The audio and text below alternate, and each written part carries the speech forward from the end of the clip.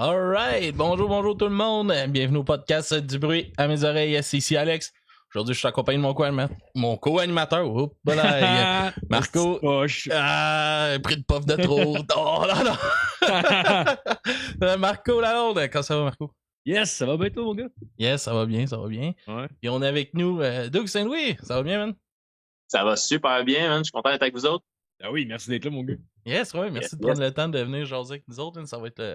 Ça va être cool. Je pense qu'on va passer. Il y avait du monde qui était bien enthousiaste qui m'ont écrit aujourd'hui qui me disait qui te vantait comment que t'étais un bon gars pis smart pis ça. Fait que t'es au test. J'essaye, mon gars, j'essaye. Ma mère a bien fait ça comme je réponds à tout le monde. Ouais. C'est à cause d'elle. Yes, ouais, mais je vais te laisser t'introduire un peu comment que t'as commencé ta carrière dans la musique pis tout ça, comment que ça a commencé. Oh my God. Ben là, il faut toujours que je pitche mon âge là, quand je me mets à parler. Mais écoute, ça va faire 22 ans que je suis dans la musique. J'ai commencé à 16 ans officiellement. Pas à vivre de ça, mais à me dire que j'allais mettre au moins un 20 heures semaine dans la musique dans ma vie. Écoute, j'ai commencé, on va y aller du début, j'ai commencé comme ben des jeunes. Je tripais, j'écoutais du rap, j'écoutais de la musique, puis je me suis dit, crime, pourquoi j'essayerais pas moi aussi de faire quelque chose avec ça? Sûr, dans ce temps-là, c'était différent. Il y avait pas YouTube, il y avait pas rien pour te montrer comment partir tes affaires. Fait qu'il fallait vraiment que tu te débrouilles comme tu pouvais. Fait que on cherchait, j'avais des chums communs qu'on aimait ça rapper, qu'on aimait ça faire de la musique ensemble. Fait que on pognait des instrus sur des vinyles de tunes connues. Je me rappellerai toujours qu'on faisait ça sur des affaires de Notorious Big. Puis là, on écrivait des textes, on essayait. Mon premier groupe, ça s'appelait le Yin Yang Crew. C'était n'importe quoi. On était genre 32 là-dedans. Parce que ça avait aucun rapport. Puis 32? Non, mais manière de parler, tu sais, tous les chums qu'on connaissait étaient rappers, puis avaient fait une line là-dedans. Puis là, on avait un ordi, puis on enregistrait sur un petit micro blanc à fil à l'époque. Là. Écoute, je te parle de ça il y a fucking longtemps. Là. C'était genre tapé sur l'écran. Ouais. Là, on mettait le beat sur la chaîne stéréo en arrière dans le salon. Puis là, on se mettait entre les deux. Puis là, il fallait faire un one take de la tune au complet. Tout le monde se backait. Écoute, c'était n'importe quoi. Là, on sortait ça, on pitchait ça aussi sur Internet à l'époque. Puis c'était dégueulasse. Là. Ouais, MySpace. Même avant MySpace, en tout cas, on pitchait ça sur les débuts de l'époque franco et les vieux forums, les MIRC et compagnie. Puis, écoute, c'était ça, man, c'était n'importe quoi, c'était dégueulasse. Puis là, tout le monde capotait, c'est parce qu'il y avait tellement rien que tu faisais n'importe quoi, puis le monde était heureux. Fait que ça, c'est les débuts, mais c'est là que ça a parti ma passion. C'est là que je me suis dit, j'aimais ça rapper, mais j'aimais ça essayer de composer, essayer d'enregistrer, de mixer. Fait que j'ai comme pogné la petite passion de un peu tout faire de A à Z. Puis, tu sais, je me suis toujours fait dire, fais un affaire puis fonce. Puis moi, je sais pas si c'est mon TDA artistique qui était comme, je vais tout faire, man.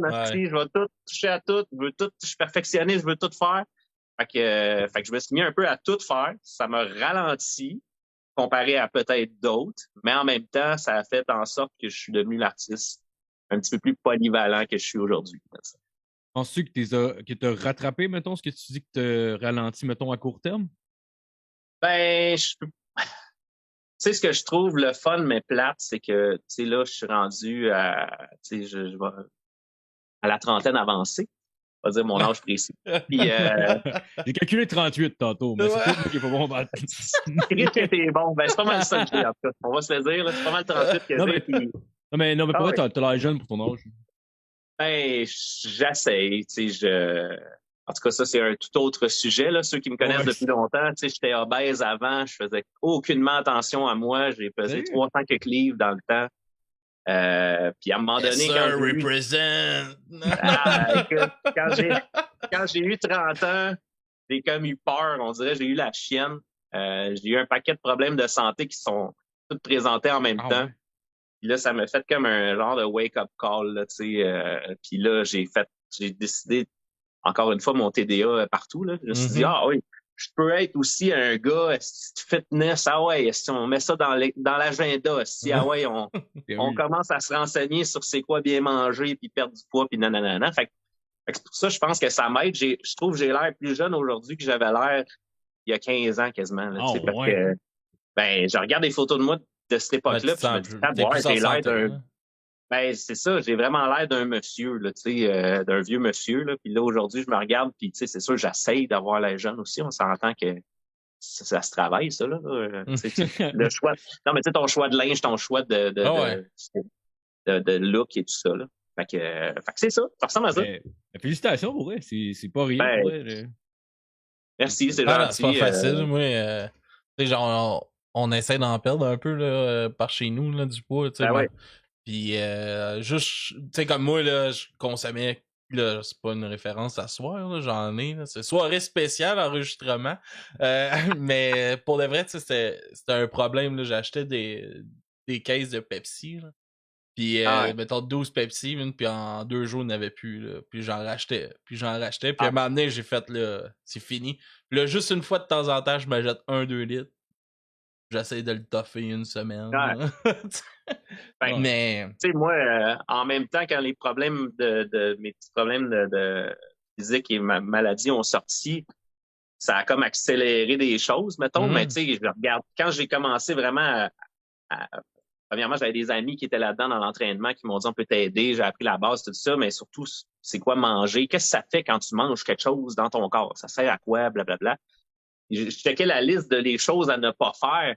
Je pouvais cocher 99% des affaires là-dessus. Je les faisais toutes. Fait que tout ce qui était pas bon, je le faisais. Fait que c'est comme, calisse, c'est sûr que je m'aidais pas. Là, tu sais, des fois, j'y pensais même pas dans ma tête. C'est ça, c'est bon pour la santé.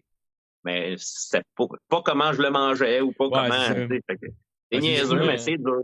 C'est vraiment du poulet, dur. même s'il est frit, là. Du poulet, c'est bon. C'est ça. Tu sais, du poulet frit, c'est pas parce que tu manges pas le bout de blanc dans le milieu que c'est pas bon. Là. Tu manges juste le bout brun tout le tour. Là. C'est bon, là. C'est du poulet. Là. Oui, c'est du poulet. Puis moi, c'est le contraire. Moi, j'étais en forme. Moi, quand j'étais jeune, je faisais beaucoup de sport, du skate, karaté. Je faisais plein d'affaires. Puis, je sais pas, quand j'ai pogné 18 ans, là, j'ai commencé à travailler. Là, j'allais au cégep, je travaillais. Je finissais mon secondaire en même temps. J'ai comme tout arrêté. Puis là, je commençais. Puis là, je dis que j'ai mangé un mois d'avant. T'as-tu déjà pensé de te remettre au sport un peu? Ou, tu sais, j'essaie de faire un peu de skate encore. C'est sûr que c'est plus autant qu'avant, mais il faudrait que... J'ai commencé par changer mon alimentation. Là. J'ai commencé par me concentrer là-dessus. Je pense que c'est un gros morceau en premier. Là, puis après c'est le plus gros, honnêtement, parce que tu vas filer mieux, tu vas avoir plus d'énergie, ça va être plus facile de bouger plus après. Moi, c'est le même, j'ai commencé. C'est la bouffe, beaucoup. Je te dirais que l'affaire qui m'a aidé le plus, c'est la natation. C'est niaiseux. Je suis pas un nageur olympique. Là. Mais tu sais, pour bouger, là, ça, j'ai des chums qui m'avaient dit ça. Ils m'ont dit va te colisser dans le profond de la piscine où tu touches pas dans le fond, là, à la piscine publique le soir. Là. Va-t'en dans le fond et essaye de survivre sans toucher le bord pendant toute l'heure que tu es là. Puis, juste ça, là, c'est pour vrai, c'est fou. Là. Au début, j'avais de la misère. Là, je me reprenais sur le bord de temps en temps. Mais à un moment donné, là, après, à force d'y aller 2-3 fois par semaine, à un moment donné, là, je rentrais dans l'eau, tu as fait l'heure au complet, mais tu as pas mal aux articulations, tu n'as pas de douleur. Ça te donne pas de coups, c'est relax, t'es pas super raqué après, puis tu sors de là, puis tout ton corps a bougé. Fait que moi, j'ai beaucoup de gens qui viennent à moi là, qui me connaissent d'il y a longtemps, qui me demandent comment t'as fait, c'est quoi les trucs. Je passe plus des heures à aider le monde parce qu'il y a tellement de monde qui me le demandait, puis à un moment donné, j'étais comme, je faisais des programmes puis tout, puis le monde, ils le font pas. Là, j'ai pas le temps, là, tu sais, mais quand c'est des amis, des fois, j'ai pas le temps, tu sais. Mais tu sais, ça, ces conseils-là, tu sais, manger mieux, se renseigner, c'est quoi, bien manger, puis commencer par de la piscine, de quelque chose qui fait pas mal, tu sais, ça, là, c'est magique. Pour vrai, là, je te le suggère fortement, moi, ça me fait... En plus, je n'ai une piscine. En plus, c'est ça, l'été, c'est facile, tu sais, puis l'hiver, tu vas à la piscine de la ville, ça coûte 1 pièce. C'est ça. J'avoue qu'aller courir quand tu pèses 300, ça doit être off ses genoux pareil. Là, moi, j'aurais pas pu. Là. Moi, c'est la même chose que toi. Dans le fond, j'ai commencé à faire du studio. Ma première compagnie que j'ai partie, écoute, j'avais 19 ans, je pense.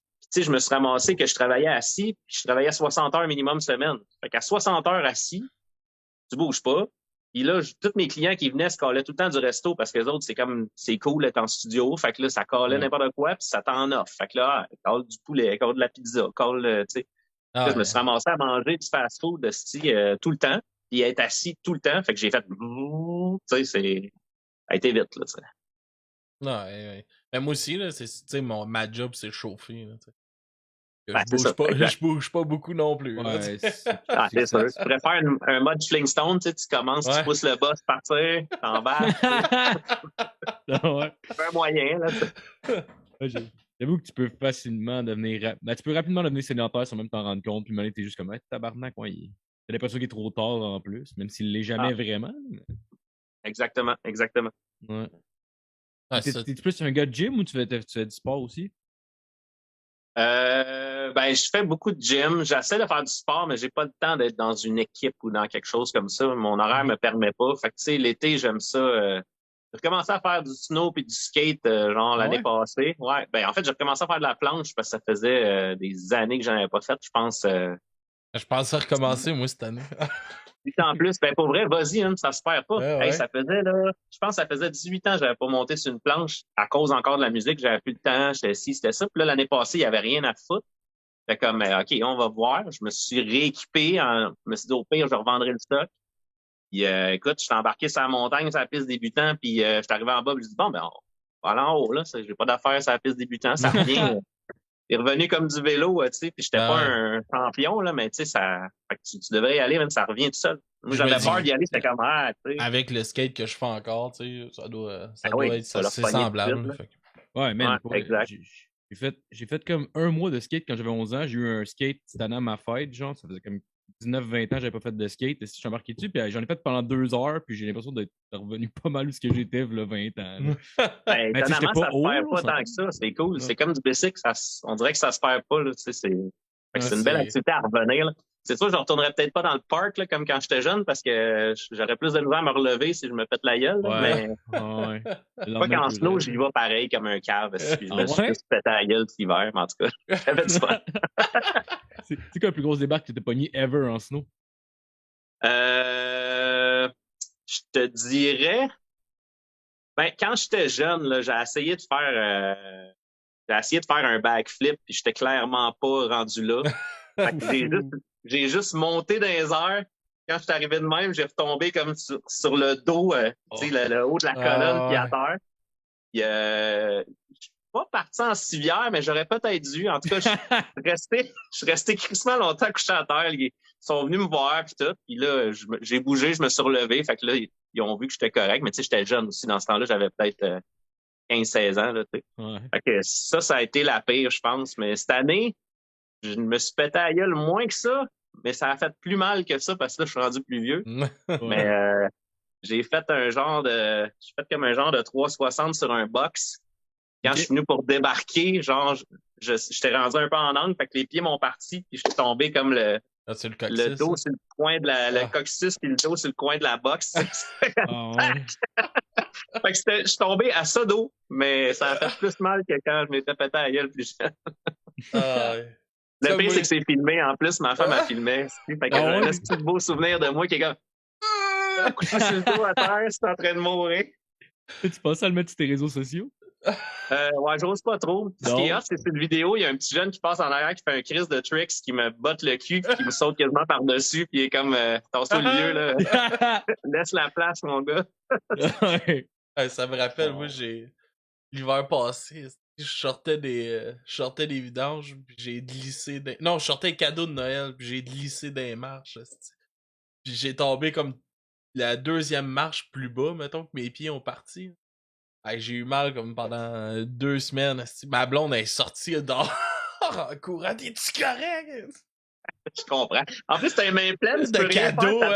J'ai juste tout lancé dans les airs. Ah ouais. Wow. Une chance qu'il n'y avait rien de fragile. Au moins. C'est en plus, faire tous les cadeaux si fragiles des enfants. Tous les emballages que ma blonde, ça prend 1 heure à emballer un crise de cadeaux parce qu'elle est trop perfectionniste. Là. Oh, je te file là-dessus. En plus d'avoir un man, tu te sens cheap. C'est ça. Ouais. Comment scraper Noël?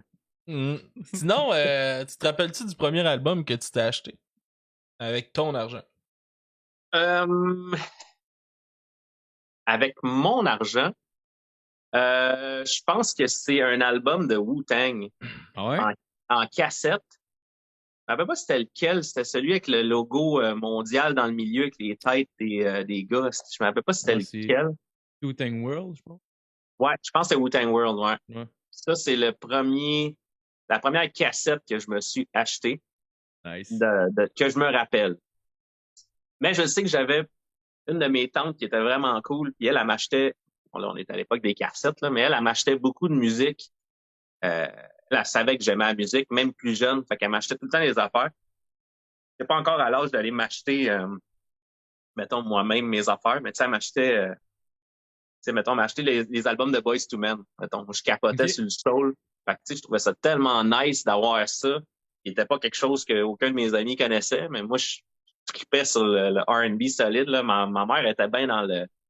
Chez nous, on écoutait soit du country ou du Motown. C'était comme les deux extrêmes, là. Tu sais, t'avais genre le gros côté bluegrass un peu redneck, puis t'avais le côté très tu sais, afro-américain. Fait que tu sais, on écoutait bien gros c'était très mixé. Ce que je trouve drôle aujourd'hui, c'est que les deux cultures sont rendues tellement mixées que écoute du country, c'est tellement proche du rap puis du R&B puis vice versa. Tu sais. Fait que ça permet de faire plein de mélanges de styles en plus aujourd'hui. Ben oui, c'est vraiment cool. Moi, j'adore ça, mixer ces styles-là. Honnêtement, je trouve que ça se connecte tout ensemble vraiment bien. Ah, puis tu le fais bien aussi. Ah, ben merci. Ben, c'est dans mes racines, là, tu sais. Moi, on écoutait, en tout cas, Alan Jackson puis des affaires. Mon grand-père, il grattait sa guitare sur le balcon quand j'étais kid, là, puis il jouait ça, là, tu sais, du vieux country. Fait que c'est dans mes veines. As-tu déjà joué de la guitare? Oh, oui. Un peu. Je l'ai pas appris jeune. En fait, là, mon gars, il est rendu à 4 ans.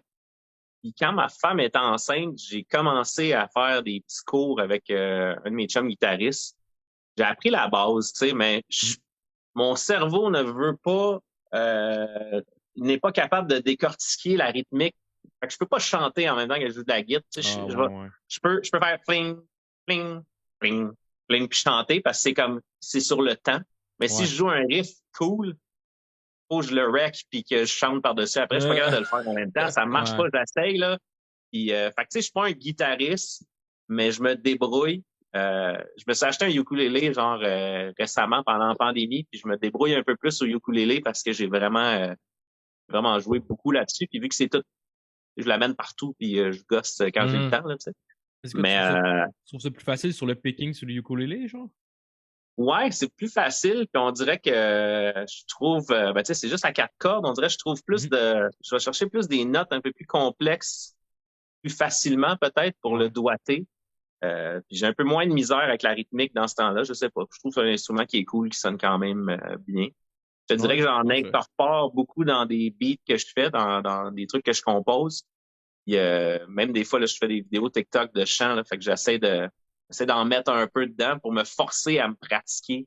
Mais on dirait que j'ai pas, vu que je fais tellement d'affaires, j'ai pas le temps de me dire, OK, pratiquons mes tunes à la guitare. Je fais d'autres choses quand j'ai le temps, là, malheureusement. Ah non, je comprends. Puis anyway, comme tu disais, c'est plus facile, je pense, quand tu l'as appris, mettons, adolescent ou genre enfant, là. À ce moment-là, tu catches plus vite des affaires ou... C'est sûr que c'est plus intuitif pour un jeune cerveau. Là. Ça, c'est prouvé scientifiquement là, que plus t'es jeune, comme les langues, avant 5 ans, des éponges d'un coup sec. Après ça, ça devient plus difficile. Passer 15 ans, c'est un autre stade. C'est de plus en plus difficile à apprendre puis que ce soit fluide, mettons. Ça. Nous autres, on fait ça avec la petite, là, des émissions en anglais à côté. Ouais, c'est super bon. Elle écoute, elle tripe sur Word Party. Là, ça faisait comme 3 fois qu'elle écoutait la saison en français, là, mettons. Là, c'est des petites affaires, des épisodes de 10 minutes. Là. Fait que là, il a dit, bon, là, envoie en anglais. Puis il monte du mandarin en plus. Ouais, j'ai vu. Mon gars écoute ça des fois aussi. C'est fucked up là-dedans. C'est comme, what la petite tortue qui la parle mandarin. Ça fait peur, des fois, c'est cringe un peu, mais c'est nice au final, c'est bien fait, là, pareil. Ouais, puis ce que j'aime, c'est que c'est pas trop stimulant non plus à l'œil. Tu sais, c'est bien sur fond blanc, puis des affaires de même. Ouais. Fait que, ils Elle a peuvent quel pas âge, ta fille? Elle a 1 an et 4 mois. Là. Elle va avoir 1 an, 4 Ah, mois OK. la semaine Oh, ouais, prochaine. c'est bon. Fait que, Mm. Tu sais quoi le premier show que t'es allé voir? Le premier show, mon Dieu Seigneur. J'ai vu plein de shows jeunes. Je pourrais pas te dire c'est quoi, mais tu sais, des shows de... Je me rappelle que jeune ado, j'étais allé voir un show de Dogmatic avec mes parents qui m'avaient amené là aussi, je pense. Ah ouais, t'es allé avec tes parents voir un show de Domatic, c'est hot. Ouais, mais j'étais jeune là, dans le temps. Là, j'avais peut-être 13 ans dans ce temps-là. Ça fait longtemps, mais... les autres qui roulent. Là, puis c'était dans leur premier show là, que j'avais été voir ça. Je me rappelle pas c'était où. En tout, c'était un show extérieur quelque part. Puis, écoute, je me rappelle, j'étais bien impressionné de tout ça. Là, c'était mes yeux d'enfant, adolescent étaient bien comme wow, hey, les gars, ça te ils donnait sont le goût là, de ils faire rappent ça. devant moi. Ça donnait le goût en crise, là, tu sais. Je trouve ça drôle parce que j'en parlais avec Jérôme, on est rendu ben chum à Star, puis tu sais, je disais, toi, là, j'ai déjà capoté, là, quand t'es vu, j'étais comme, ah! Fait que je trouve ça drôle de pouvoir dire ça au monde à un moment donné quand tu les rencontres après, là, tu sais. Ah ouais. Ah oui, Hey, toi, t'as influencé mon parcours en quelque part, tu sais. Ça arrive souvent avec le podcast aussi. Tu sais, on a reçu, mettons, Vincent Peake de Groovy Overt. Mhm. Qui est un band légendaire là, pour Ben la oui, musique ben oui. underground au Québec, tu sais, puis Ben oui, vraiment. j'écoutais ça, moi, j'ai 8 ans de différence avec ma soeur, fait que quand j'avais 5 ans, elle écoutait du Groovy Over, puis moi, je l'écoutais déjà à cet âge-là, tu sais, ça me faisait triper. Ah ouais. Là, j'étais comme, j'en reviens pas que là, je jase avec toi, de Ben, c'est même, hot, là. c'est hot. Ah ouais, C'est vraiment hot pour ça.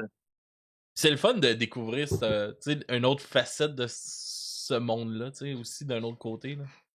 Je trouve ça le fun Ben, c'est ça que je trouve cool avec les podcasts, c'est que, tu sais, il y en a pas deux pareils. Les discussions vont à plein de places. Fait que, tu sais, des fois, oui, même en tant qu'invité, on se répète. On a l'impression de se répéter, mais, tu sais, les gens qui l'écoutent, il y a tout le temps de quoi à décortiquer. T'apprends un peu plus, t'apprends des petites facettes derrière, puis, tu sais, je trouve ça vraiment intéressant, ce concept-là, là, qui est sorti depuis une couple d'années, là. Ouais, c'est nice. T'es-tu fan, t'en écoutes-tu un peu? Je vais être super plate, là. J'écoute C'est bien correct. jamais de podcast. J'en ai écouté à date, je pense, pour 20 minutes de podcast Ah depuis ouais? que ça existe. Je suis pas chaud au bout. C'est correct. J'essaye. C'est ça, je dis à tout le monde quand j'en parle, j'ai aucun moment dans ma vie où ça peut fitter. Tu sais, je travaille de la maison. Je fais pas beaucoup de voiture.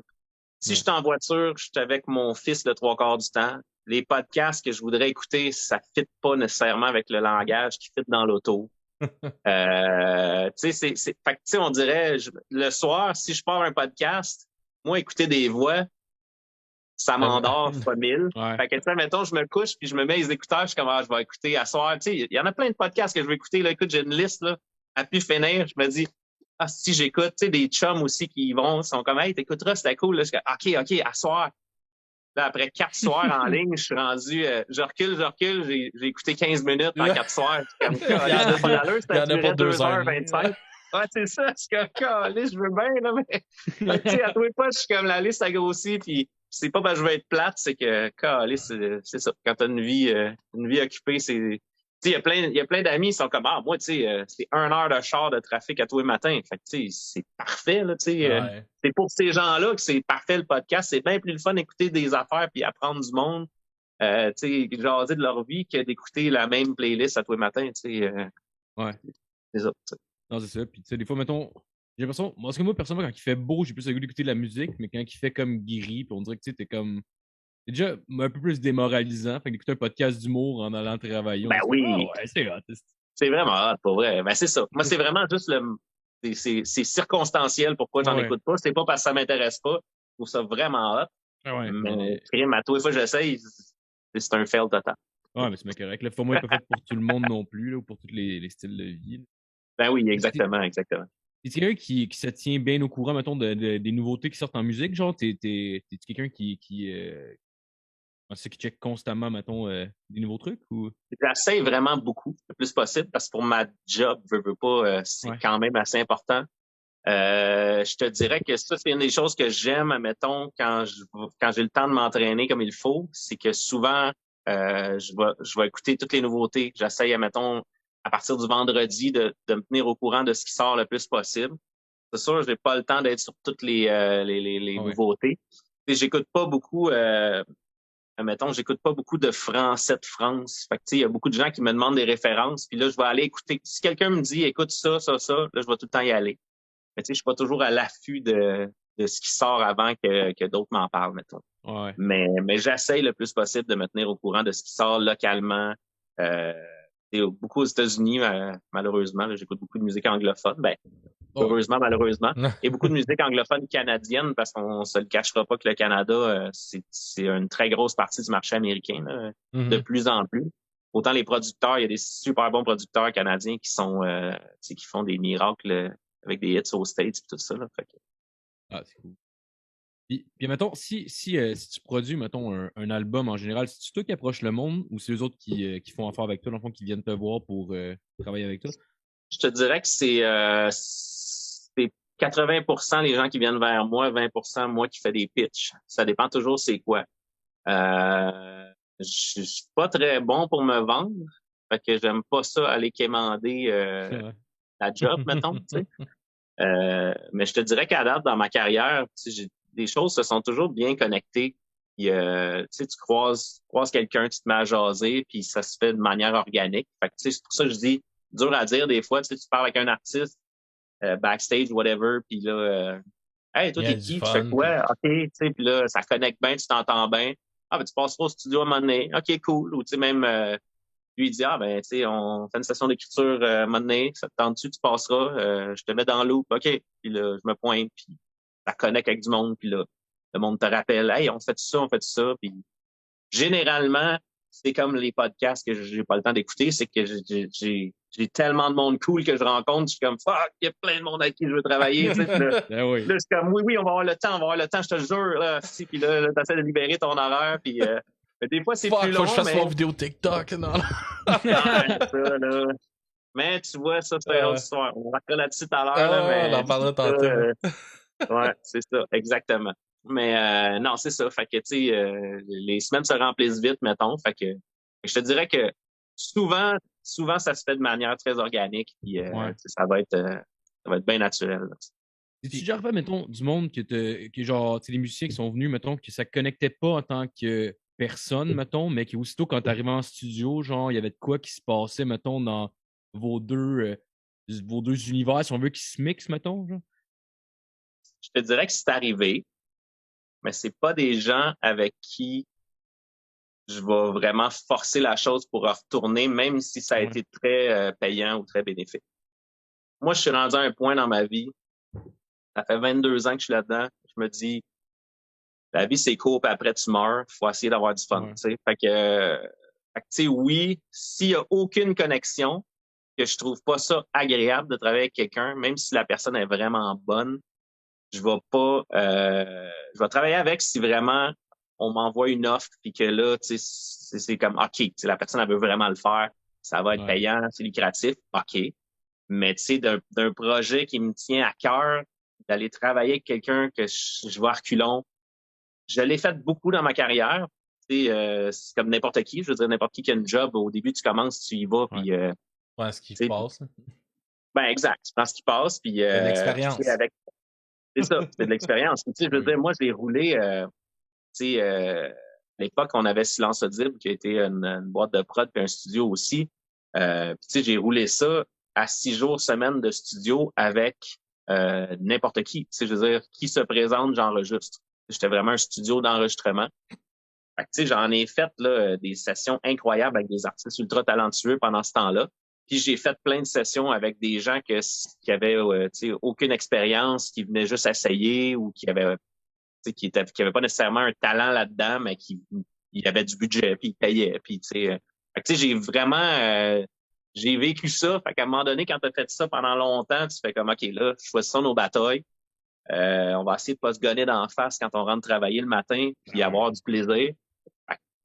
Habituellement, ça connecte bien. Mais je te dirais que j'ai été chanceux, ça m'est pas arrivé tant que ça de travailler des projets cool avec un artiste qui avait du talent et qui n'ait pas une connexion à quelque part qui nous connectait parce que juste la passion musicale, ça te drive, tu sais. Ouais. Puis avec le temps, le monde chiant, il reste pas tant que ça longtemps dans l'industrie où, tu sais, je veux dire, c'est rendu tellement... c'est du bouche à oreille, tout le monde se parle, puis c'est des connexions. Tout Québec, là. Encore aujourd'hui, plus qu'avant, tu sais, ta vie est comme livrée à tous. C'est pas long de t'enfarger quand il y a de quoi de tout croche dans ta vie. Fait que, tu sais, le monde tout croche, il y en a de moins en moins qui pognent, là, tu sais. Surtout dans les dernières années, il y en a une couple qui ont se jumpé. Ouais. Ouais, ils ont passé à mop un petit peu, hein. Ça fait du bien. Ouais. C'est là que je me dis que c'est payant d'être une bonne personne puis de rester vrai tout le temps puis de plus en tout cas. Ben oui. Ils disent de ne pas rencontrer ses idoles. C'est-tu déjà arrivé que tu n'es pas obligé de nommer la personne, mais c'est-tu déjà arrivé, mettons, quelqu'un que tu admirais, que tu as rencontré, puis finalement, tu as fait ta petite piece of shit? Pas obligé, mais c'est toujours le fun. Ah, c'est sûr, ce serait plus. Bon, être franc, ce serait plus nice si tu le nommes. Mais si tu le nommes pas, c'est correct. Ouais. Non, je te dirais que. Je nommerai pas de nom, mais je te dirais que j'ai rencontré des idoles de beaucoup de gens qui n'étaient pas nécessairement mes idoles. Puis je me suis dit exactement ce que tu as dit. Puis on dirait que dans ma tête, j'avais comme une idée d'eux, puis que c'était ça. Fait que je me suis dit, crime, j'étais pas dans le champ. T'sais. Ouais. Mais je te dirais que mes idoles de jeunesse que j'ai eu la chance de rencontrer, j'ai vraiment pas été déçu. Pour vrai, c'était cool. J'ai eu la chance de rencontrer Snoop Dogg. Travailler avec lui. Ça? J'ai fait 2 chansons, dans le fond, avec Snoop, avec mon groupe qui s'appelle Audio Playground.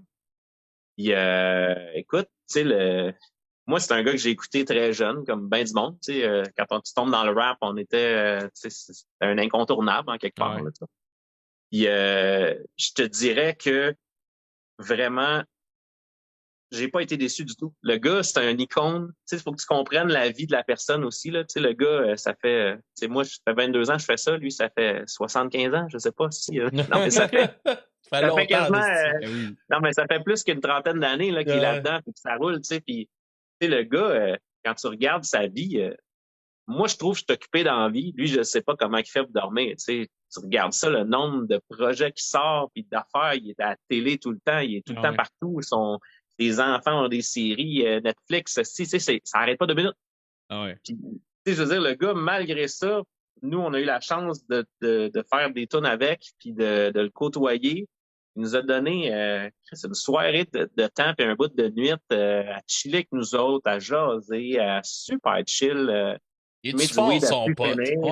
C'est clair que même si tu fumerais pas de weed dans la vie, tu peux pas fumer un bat avec Snoop Dogg, là, c'est ta chose. En fait, moi puis mon partner dans mon groupe, les deux, on fume pas, OK? Zéro, là. Puis, moi, j'ai même jamais fumé un joint de ma vie, là. Je suis bizarre, là, mais je suis un artiste qui a jamais fait de drogue. Zéro. Ça sert à rien, tu comptes. Non, mais tu sais, peu importe, c'est des choix personnels, ça vient de loin, c'est des promesses faites à ma grand-mère mourante quand j'avais 11 ans. En tout cas, il y a bien des affaires derrière ça, là. Mais, puis au final, je le regrette pas tant que ça parce que j'ai une couple de chums qui ont été deep dans bien des affaires, pas dans le weed, mais tu sais, dans d'autres affaires puis qui ont chié leur vie pendant un bout. C'est ça. Fait que tu sais, au final. Mais c'est ça. Quand on a rencontré Snoop, bon, le recording session, dans le deal, il fallait arriver avec un gros bac de hydro qui était fourni par quelqu'un qui, lui, nous avait connectés. Ça faisait partie du deal quand on arrivait. Tu sais. Puis là, on est 2 gars à LA. C'était plus ou moins légal dans ce temps-là. En tout cas, c'est comme proche de la loi, mais ça n'était pas tant que ça. Tu sais, mon partner, il est vraiment by the book. Moi aussi, dans la vie, je suis by the book. Je suis aux États-Unis. Je suis pas chez nous. Mais c'est Snoop Dogg, man. Ouais, mais faut se promener à LA de l'hôtel au spot avec le gars avec un fucking huge bag de hydro caché dans nos affaires. Puis là, on n'est pas safe. Puis là, les autres sont obligés de nous repousser parce que, en tout cas, il y a plusieurs managers. Là. Puis là, le manager qui s'occupe de ses affaires de day-to-day, là, il nous appelle, puis il est comme, là, ils viennent, justement, je parlais de la série, parce qu'il y avait ESPN qui était intéressé à faire de quoi, une entrevue avec son gars qui jouait au foot. Dans ce temps-là, c'était avant sa série à Netflix, fait que ça commençait. Fait que là, ils disent, on n'a pas le choix de le prendre, tu sais, c'est là. Fait que je vais vous repousser. Nous, on était supposé aller là, je pense, à début d'après-midi. Puis il dit, je vais vous remettre comme à 7 heures ce soir, mais inquiétez-vous pas, on vous rushera pas plus, on va faire ça dans la nuit. All good. Fait que là, nous autres, on s'en retourne s'asseoir au W, dans le centre-ville de LA, dans le lobby, avec une gang de gars, du monde de son entourage qui était venu nous rejoindre, puis le fucking huge sac de Hydro. On est là, on se tue, là. Ça va arriver qu'on y mette ça dans les mains puis que ce soit réglé, là. Hey man, c'était pas nice, là. Là, en tout cas, on retourne se promener avec ça, là. Finalement, il met ça dans les mains. Là, lui, ça part, là. On jase, on se met à l'aise. Là, une fois que tout est réglé, on s'assit pour faire la toune. Là, son genre de manager qui gère ses affaires à tous les jours devient le gars qui roule son weed. Fait que là, tout ce qu'il a fait de la veillée, c'est faire des assez gros L, puis il roulait, passait ça à Snoop. Snoop prenait ça, il se l'allumait, jasait un peu, tranquille. Après 4-5 puffs, passait à un de la gang, parce qu'il y avait tout l'entourage de gens qu'on sait pas trop c'est qui, pourquoi ils sont là. Puis là, son manager qui jasait avec nous autres, il repassait le prochain. Il se rallumait, il jasait. Fait que tu sais, non-stop dans la veillée, ça a été ça, là, sans arrêt. Je peux te garantir que quand on est sorti de là à 2 heures du matin, nous, on n'a pas fumé, là. On a juste comme pris le weed et passé pour pas que le monde commence à nous demander 10 000 questions. Tu sais, on le gardait dans nos mains un peu, mais on le passait. Mais on cherchait le McDonald's en tabarnak à 2 heures du matin parce qu'on était sur des vapes, mon gars, là. C'était incroyable. C'est clair. Mais t'as pas menti à ta grand-mère, t'as pas fumé. Ah, gars, écoute, non, ça, tant que je touche à rien, ça reste mon ange gardien. C'est un peu con, là, mais c'est ça. Fait elle me protège encore, elle m'enligne encore, là. Malade, ça. Mais c'est une folle histoire pour elle. T'as rencontré fucking Snoop Dogg, c'est fou. Ouais, c'est vraiment hot pour elle. C'est une belle expérience. Ouais, c'est sûr. Moi, j'ai perdu ma question avec ton histoire, là. Non. Excuse-moi, moi je parle beaucoup. Non, hein, c'est ça. Non, mais non, c'est pas ça intéressant. Ben oui, t'es là pour ça. Ah, gars, on va y aller avec la question de Sour Lemon dans le chat qui demande une de tes meilleures anecdotes de show. On va te clairer ça tout de suite. OK, on va essayer de faire ça vite, OK? Ah non, vas-y, prends ton temps. OK. On fait un show quand j'avais 16 ans à peu près. On faisait exactement ce qu'on est en train de faire sur TikTok en ce moment. Avec Slot One, on reprenait des chansons avec Silence Audible, qui était le groupe. On prenait des tunes américaines, on prenait l'instru. On faisait les versions les plus connes qu'on pouvait faire. Il y avait une tune qui s'appelait Je suis comme Wow, d'ailleurs, qui était la tune de Black Rob Wow. Puis c'était vraiment n'importe quoi. Puis le monde aimait bien gros ça. On spreadait ça sur le net, puis on se faisait inviter en show partout. Dans ce temps-là, quand t'as pas d'argent puis tu connais rien, c'est comme yeah man, paye-moi si un motel miteux puis 50$ de gaz, on est là, si n'importe où au Québec, on s'en calisse, let's go, on s'en va. Fait que là, on part. Moi, j'ai 16 ans. Mais Slot One, il y avait Slot One puis oui, Aphrodisiaque dans ce temps-là. En tout cas, on était comme la petite clique qu'on faisait des shows. On book ça, on monte ça. Puis là, ben moi, ma mère est vraiment cool pour vrai. Elle l'a toujours été. Elle m'a toujours vraiment supporté dans ma carrière. Puis, on n'avait pas de lift. Elle a dit, ben, on va aller visiter ça, Bécamo, avec toi. Wow. Fait qu'elle nous a tout embarqués dans le minivan. Puis, ah ouais, décalisse à Bécamo, on s'en va là. Puis je vais dire de quoi super quétaine, même. Ma mère a déjà chanté une toune avec moi quand j'étais jeune, parce que ma mère est chanteuse aussi, là, pas de profession, mais elle chante très bien, puis elle a toujours chanté. Puis il y avait une toune jeu de mots de feu qui s'appelait Moment de répit, qui parlait de c'était moi puis je me rappelle plus 3 autres rappers. C'était une toune qu'on faisait comme qu'on remerciait un peu nos mères, puis c'était deep parce qu'il y a un des gars qui venait de perdre sa mère quand on a fait cette toune-là. Fait que c'était comme pour lui qu'on l'a fait, mais on l'a fait tout ensemble, puis c'était ma mère qui faisait le refrain. Ah ouais, fait qu'elle venait en dessous avec nous autres, fait qu'elle est même venue chanter tant qu'elle est là. Elle est venue c'était quand même spécial. Fait que là, on arrive à Bécamo. Oui. C'est la seule fois, l'enfant, qui t'a chanté cette tune-là sur scène avec elle? Ben, on l'a fait là, puis on l'a fait aussi, on avait ouvert à Chicoutimi pour Mosaïen dans le temps de leur première tournée. OK, nice. Puis là, elle l'avait fait aussi. En tout cas, c'était spécial. Là, mais... En tout cas, ça, c'est un autre temps. Excuse-moi, t'as coupé pour ça. non, mais c'est cool. Mais c'est ça, c'était bien spécial. C'est d'un autre vibe là, dans ce temps-là. Ouais. Puis, c'est ça. Fait qu'on est allé à Bécomo. Premièrement, si vous savez c'est où Bécomo, c'est tu montes, puis tu montes encore. Monte tout le temps, là. Tu montes tout le temps, puis à un moment donné, tu prends un traversier, puis là, tu penses qu'il n'y a plus rien, puis là, il y a Bécomo. Puis j'ai adoré la ville, by the way, là, mais c'est juste que, tu sais, c'est une ville, vu que c'est plus reclus, tu sais, il n'y a pas tant d'activités. Il y a la Main, il y a un resto. Ça a peut-être changé depuis, là, mais nous, quand on y a été, tu sais, on est allé faire un show dans un bar, puis c'est le bar. Tu sais, c'est comme il y a un bar. Puis l'après-midi, tout le monde est là quand que... tout le monde est là. Tu sais, la ville est là s'il y a un show parce que si t'as le choix entre aller là ou aller t'asseoir chez ta mère chez tes mononcles. Ouais. Au cap. Fait que tu sais, il y a du monde pareil, là, tu sais, ça se remplit. Là, on est à Bécomo. On arrive là en après-midi pour les mic checks. Là, il y a genre un baptême qui est là dans le bar parce que aussi c'est la seule salle communautaire aussi dans le coin. Tu sais, en tout cas, ça semble être la salle où les affaires se passent. Fait que là, on chill parmi les enfants et le baptême en attendant qu'on fasse le mic check. Puis là, finalement, ce qui est drôle, c'est que le gars qui est le plus cute, qui joue avec tous les enfants, genre, puis qui est vraiment drôle, tu sais, dans Veiller, c'est le tough guy qui deal la dope là-bas, puis c'est l'incontournable. Fait que là, nous autres, on est comme, OK, chill. Puis, fait que là, on fait les mic checks, on fait tout ça. Le show commence, quand même nice. Il y a beaucoup de monde, tu sais, c'est cool.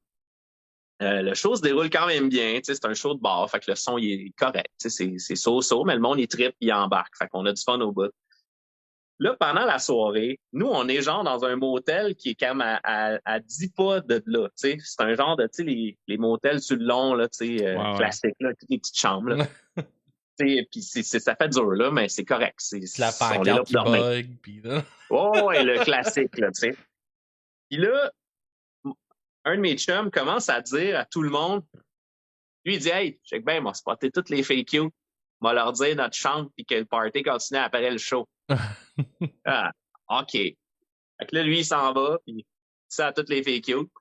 Il dit ça à tout le monde qui est là, parce que les autres, ils sentent pas que c'est une invitation VIP juste pour eux autres. Fait que ce qui est arrivé, c'est qu'on est resté au show, on a chillé après l'after party, puis quand le bar a fermé, ben nous, on s'est en allé à pied.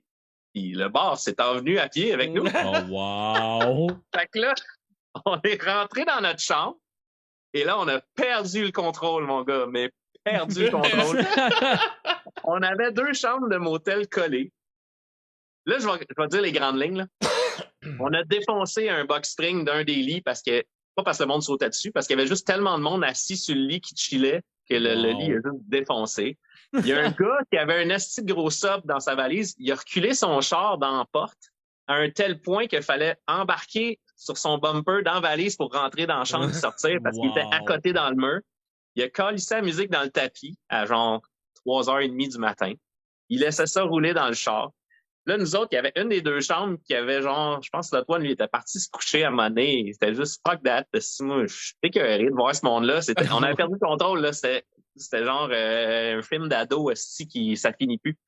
Il y avait au moins 70 personnes dans la chambre là, autour. Là. Fait que c'était quand même pas pire pour une petite crise de chambre là, tout petite. Là. Mais il y avait pas le monde dehors. Là, en tout cas, là, le party va bon train. Puis là, à un moment donné, on est plus dehors qu'en dedans parce que c'est tellement fort en dedans que le sub, c'est pas vivable. Là. Fait qu'on chill plus sur le bord du char.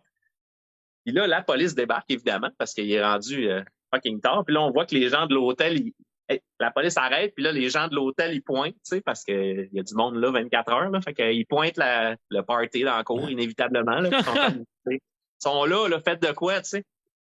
Là, le policier s'en vient, débarque du char. Là, moi, tout de suite, je suis comme, je vais y aller, c'est notre problème. Fait que je vais faire face à ça, tu sais. Je commence à parler, là, il est quand même chill, le monsieur, là, tu sais, il est comme, là, ça n'a pas d'allure, là, tu sais, c'est bien cool de venir faire un show, mais tu sais, il faut que ça finisse à un moment donné, puis le monde, faut qu'il parte, là, il y a des plaintes, puis, tu sais, l'hôtel, il n'y a rien autour, là, tu sais, il y a juste comme les propriétaires qui ont chialé, puis les clients, puis dans les clients qui sont là, il y en a qui sont avec nous aussi, parce que il y a des gars qui étaient au bar, qui savaient même pas qu'il y avait un show, qui ont fini par triper, puis qui dormaient là pour je sais pas quelle raison, puis ils sont restés avec nous autres, tu sais. Fait que là, le policier argumente, et il y a une fille qui sort de je sais pas où en arrière, qui s'en vient voir, puis il dit « Là, il se passe jamais rien dans notre crise de ville! Fait que tu vas colisser ton gars et nous laisser faire le party! » Tabarnak. Et moi, là, pour vrai, je suis pas bien, là. Je suis pas bien d'être là, là. Elle s'engueule. Moi, je me recule. Je suis comme, là, c'est plus mon combat, man. Je me recule. Je les entends s'engueuler. Avec Chris, le policier, il a fait, you know what? Fuck you, esti. Il a rembarqué dans le char, il est parti. Là, on voyait au loin le couple qui avait l'hôtel qui ont regardé la police qui était comme. Et après ça, malheureusement, on n'a jamais été capable de se coucher si ça a fini. On se faisait clair quand ça a fini. Fait que ça, c'est un des anecdotes de show qui va rester marqué dans ma tête à tout jamais. C'est malade, la finale, mon gars, est insane. Ah, écoute, c'était quelque chose, là. Puis, un autre argument drôle, c'est que ma mère aussi, à un moment donné, elle a appelé dans une des chambres. La seule qui a répondu, c'était où mon chum dormait, qui était quand même à côté. Et lui, il a réussi à dormir pareil. Là, il répond que, hein? Ma mère a dit, ça vous tenterait pas de vous calmer un peu, d'arrêter, lui? Moi, je dormais, là. Qu'est-ce qui se passe? Il est complètement déconnecté. Lui, il était tellement gelé, il est juste tombé endormi. Puis...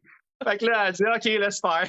Elle, avec, elle est allée se recoucher. Elle a dit, je vais m'endormir avec le bruit. Parce qu'elle était dans le même motel que vous autres, dans le fond. Ouais, mais elle était wise. Elle avait pris une chambre loin de nous autres. Parce que c'est pas vrai qu'ils vont me déranger. Puis il y avait personne dans le motel. Fait qu'elle a demandé une chambre, tu sais, comme bien plus loin.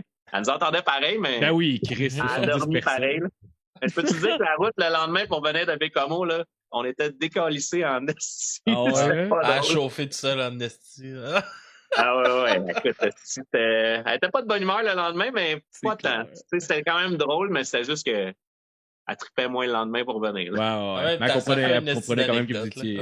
Ah oui. Ah, écoute, tu sais, c'est drôle, on en parle encore aujourd'hui, là. Cette anecdote-là, tu sais, c'est drôle d'avoir une anecdote de même avec ta mère, tu sais. Ça sort encore, puis on la rit encore, là, tu sais. C'est assez écœurant. Est-ce qu'il y a quelqu'un qui est bien stressé ou qui fait bien de l'anxiété avant de faire de la scène, genre? Ou, mettons, dans les débuts, ça te stressait-tu pas mal ou t'étais quand même à l'aise? Moi, ça me stressait beaucoup avant. En fait, moi, je suis un gars qui fait de l'anxiété tout le temps. Moi, j'ai un gros syndrome de l'imposteur. Okay. Je pense que c'est ce qui fait aussi que dans ma carrière, je me suis pas toujours placé en avant-plan en premier. J'ai tout le temps l'impression que je mérite pas d'être là. Je sais pas, c'est mental. On dirait que je serais jamais assez talentueux pour que le public m'aime, pour que c'est vraiment mental. Je combats là-dessus, je consulte pour ça. C'est con. Là. Puis, c'est mon métier, là, je veux dire. Fait que j'ai toujours eu ça. Mais je te dirais que la scène, il y a une magie dans la scène que j'ai combattue. Et aujourd'hui, je l'ai plus.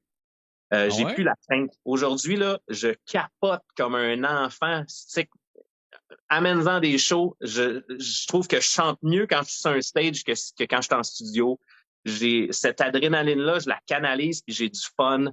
J'ai plus de souffle quand je suis sur le stage. Je sais pas. Il y a comme tout le temps, il y a une esti d'adrénaline, d'excitation qui embarque. Il y a une magie, là.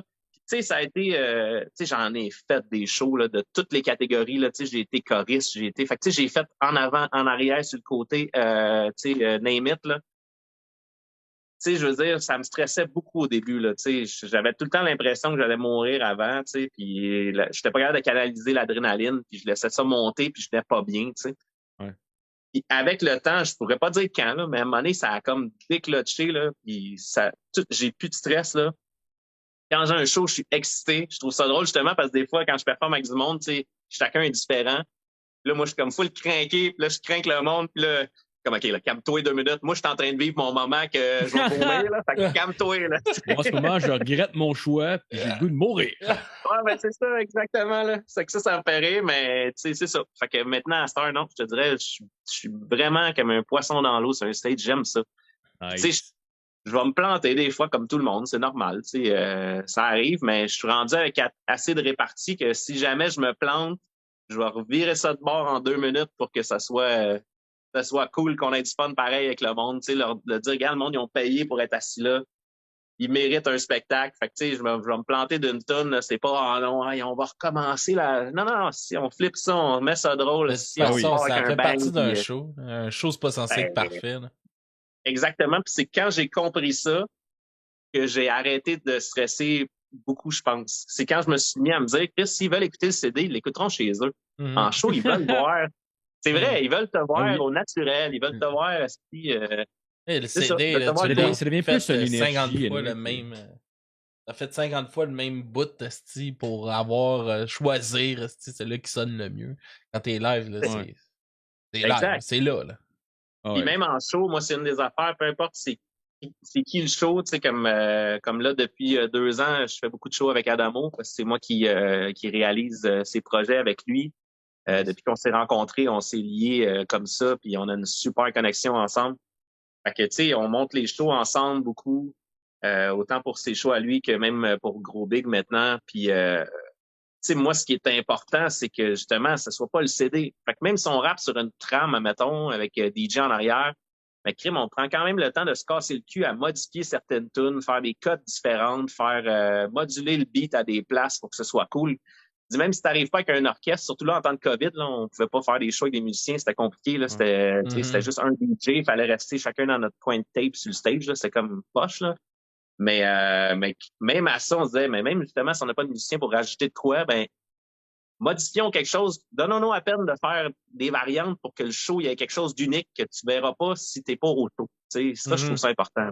Parce que le monde qui font juste rapper sur leur CD, par-dessus le beat tel quel, puis qui sont juste là, ou je vois des rappers, des fois, ils font juste les ad-libs de leur tune, puis ils laissent le playback jouer. Ça donne quoi, tu sais? T'es bien beau, là, tu t'énerves, puis tu pitches ta bière sur tout le monde, mais c'est comme, je sais pas, là, donne un petit quelque chose au monde de plus pour qu'il capote, là, tu sais. Ouais. Es-tu hype ou... Oh non, vas-y. Non, vas-y. Vas-y, Marco. Ben, ouais, je vais changer de sujet un peu, fait que si tu restes dans le sujet, vas-y. Ah non, vas-y, pas de stress. OK. Je me demandais si t'étais hype. Je sais pas si tu as vu au Super Bowl, ça va être qui cette année? Oui, j'ai vu. Ouais. Justement, j'avais un débat en fin de semaine avec des chums qui étaient craqués, là. Je m'en crisse le prix que c'est, on va direct le voir là-bas. Tu sais combien ça va coûter, mon gars? Ça va coûter, un petit 1,5 mon gars, au minimum pour être dans le pit en haut, là, tu sais. Oh, ouais. C'est juste le billet, là. Ben oui, c'est ça. Mais non, pour vrai, ouais, je pense à... En fait, j'appréhende, mais j'espère qu'ils vont profiter de cette place-là pour faire de quoi de iconique. Ouais. Ça, c'est ce que j'espère. Puis j'ai aucun doute parce qu'ils sont tous très bien capables de le faire. C'est tous des gars qui se réinventent souvent puis que c'est des acides machines. Ouais. Mais j'ai hâte de voir. J'espère qu'ils feront pas juste comme notre spot, on va faire les classiques puis ça va être ça. Mais tu sais, c'est le Super Bowl en même temps. C'est sûr que ça va être épique. Là. Ça, c'est sûr. Oh ouais, c'est clair. J'ai pas grand doute là-dessus. Fait que ouais, j'ai vraiment hâte de voir ça pour vrai. Ça va être insane. Pour vrai, ça fait longtemps que j'ai pas été hype pour un show de Super Bowl puis là, c'est comme oh man. Ah, mais là, c'est direct dans nos classiques de peu de rap. Là, on va s'entendre que souvent, ils vont plus aller dans la grosse pop, dans le gros rock. Il y a des années. Là. Cette année, je pense que les années 90 sont revenus à la mode de plein fouet. C'était le temps de revenir avec ces icônes-là. Ça me bug en esti des autobus, là, la mode des années 90. Là, les jeunes, là, je suis comme, qu'est-ce que vous faites? Là? Nous autres, on a tout changé ça là, parce que c'était lettre. Là. Ouais, les kids avec le genre de chandail de ça. Gars, là, c'est une casquette molle, là. J'aurais jamais vu ça, là. Oui. Je me sens, man, comme dans Fresh Prince, là. Le Champion, qui est Champion, la vieille marque maison de Walmart, est rendu qu'il vaut une fortune. Ben oui, exactement. Ah ouais. Là, attends, je vais en profiter 2 petites secondes juste pour plugger mon sponsor Anro, justement, parce que quand il m'est revenu avec les casquettes molles, j'étais pas sûr, mais pour vrai, chez Rock, je les ai pris de toutes les crises de couleurs. J'étais comme, pour vrai, j'aime ça. Je me suis réhabitué à ce mode-là. Moi, j'étais comme, non, la casquette classique baseball, tout. Mais si je me suis mis ça sur la tête, j'étais comme, Chris, ça me fait bien. Let's go, man. Let's go. Ben ouais. Ah, moi, ça me fait pas bien peur, toutes ces calottes-là. J'ai trop une grosse tête, c'est pour ça. Ouais, ben ça, c'est ça. Faut essayer des affaires, puis des fois ça marche, des fois ça marche pas. Au moins, t'essayes, c'est ça qu'il faut, man. Yeah! C'est comme, je vois plein de monde avec des espèces de chandails de vieux bands des années 90, genre en tie-dye. Genre, tu mets une fille qui a juste passé de comme 15 ans qui a un coat bleu de Sublime, genre tout avec du tie-dye dessus. Je suis comme, clairement, j'ai jamais écouté ça de sa vie. C'est correct, là, elle peut le porter, là, mais... en même temps, ça refait découvrir, tu sais, il y a des jeunes qui n'ont aucune idée pourquoi ils portent ça parce que c'est à la mode, mais c'est comme dans n'importe quoi, il y a un léger pourcentage qui vont aller l'écouter et qui vont triper. Comme il y en a sûrement que leurs parents écoutent encore ça puis qui sont comme, hey, c'est hot, mais tu sais, c'est comme avoir un chandail des Beatles, tu sais, on s'entend que c'est de l'époque quasiment de nos grands-parents, mais c'est ça. Si ça peut revenir puis au moins ouvrir la culture aux jeunes de où d'où vient la musique, que ça n'a pas été inventé il y a 5 ans. C'est... Ouais. Ça, au moins, je trouve ça quand même cool. Mais c'est vrai que c'est weird. Moi, je me sens... tout le monde est habillé comme quand je suis rentré au secondaire. Si ça fait capoter, là. Moi, avec, j'étais comme, comme 2 ans, je voyais le monde commencer à porter les affaires des années 90. Je suis comme, j'avais l'impression d'être trop jeune pour genre revoir venir une mode, mais c'est comme, bon, I guess je vieillis puis je suis moins jeune que je pense. C'est ça. Malheureusement, on vieillit, puis c'est ça. Non, c'est la vie. Ouais, puis tu sais, dans l'autobus où j'ai fait un test, là, je l'ai vu une rentrer avec un gros coton ouaté de Sublime, puis tout de l'album 40 Ounces of Freedom. Ouais. Puis là, j'ai fait tabarnak. Je suis sûr qu'elle connaît pas. J'ai mis l'album dans l'autobus. Elle a-tu levé la tête? Aucune réaction. C'est drôle, ça. Écoute, ça a vibé sur ce que tu fais dans l'autobus. J'ai mis ta musique aujourd'hui dans l'autobus, puis le secondaire a bien aimé ça. Ah ouais? Bon, ça m'a donné cette impression-là. Ben c'est cool, ça. Ouais. J'essaie de rester jeune, j'essaie de garder toujours un peu la tendance, garder mon style, mais de suivre vraiment ce qui se fait. Puis, écoute, je pense que je le fais quand même pas pire. Ben oui. Comment, moi, question, gros fan de tatou, à quelle époque t'as commencé à te faire tatouer? Mon premier tatou, c'est quand même une drôle d'histoire, là, parce que moi, ma femme, ça fait 17 ans qu'on se connaît. Ça fait 15 ans qu'on est en couple. 17 ans qu'on est mariés. Fait que, tu sais, ça fait vraiment longtemps. Puis elle avait une coupe de tatous, des piercings. Puis moi, je trouvais ça, à l'époque, j'étais comme, un peu trash, tu sais, pas trop. Tu sais, j'étais comme, pas que je portais du jugement, mais j'étais comme, ouais, tu sais, c'est ça. Je trouvais ça un peu trash dans ma tête, tu sais. Puis, c'est ça. Puis à un moment donné, je me suis dit, tu sais, m'aller m'en faire un. J'ai fait mon premier tatou. Je pense que j'avais 18 ans, 19 ans. Là, quand on commençait à se voir, mais on se fréquentait pas. Fait que c'est, je sais pas si on arrive à le voir, c'est celui-là ici, c'est un silence audible en plein milieu. OK, ouais. Nice. Ça, c'est mon premier. J'étais comme, c'est mon groupe de musique. C'est avant même que ça devienne une compagnie après. C'est vraiment pour le groupe de musique. Fait que j'ai dit, tu sais, c'est pas prête ça va rester faire partie de ma vie. Fait que je me le mets sur le bas. Ouais. Ça a été le premier. Puis là, je l'ai fait comme, c'est vraiment le fun, cette douleur-là. Puis j'ai vraiment trippé, tu sais. Puis écoute, ça n'a pas été long que je n'ai eu un autre. Puis ça a dégringolé comme ça, là. Oui, il y a quelqu'un qui me dit que ça a l'air que t'as mal de faire tatouer le dos. Honnêtement, moi, la pire douleur que j'ai eue, c'est vraiment dans le sternum. Ça, ici, ça, j'aime ça le décrire. J'ai lu sur un site d'un dermatologue qui décrivait comme chaque partie du corps, comment ça fait mal, tu sais. Puis ici, il décrivait ça comme... Parce que vu que c'est proche du cœur, c'est directement là, il y a jamais... t'as jamais le feeling d'endorphine qui embarque. Mm-hmm. Tu restes toujours en signal d'alerte parce que ton corps, il dit brûlure au 2e degré à 4 pouces, à 1 pouce et demi de ton cœur, pas tant nice. Réagissons, on laissera pas ça aller. Fait que, tu sais, lui, il décrivait ça comme si tu mettais un scalpel dans le feu, mettons, que tu le prenais et que tu coupais sans arrêt jusqu'à temps que tu aies fini de tatouer. C'est un peu ça le feeling du sternum. Je vais t'avouer que pendant qu'on me tatouait, je me disais, Chris, il était pas loin de la vérité. C'est pas tant nice. Ça, on se fait tatouer par on se fait tatouer par Jason, toutes les deux. Là. Ah, pour vrai, c'est donc meilleur, ça. Ouais. Ça, j'ai écrit, là, il m'a dit, non, on n'a pas d'anecdotes qui se comptent ensemble. On dira pas toutes nos anecdotes et nos discussions qu'on a parce que ça va mal virer. Oui.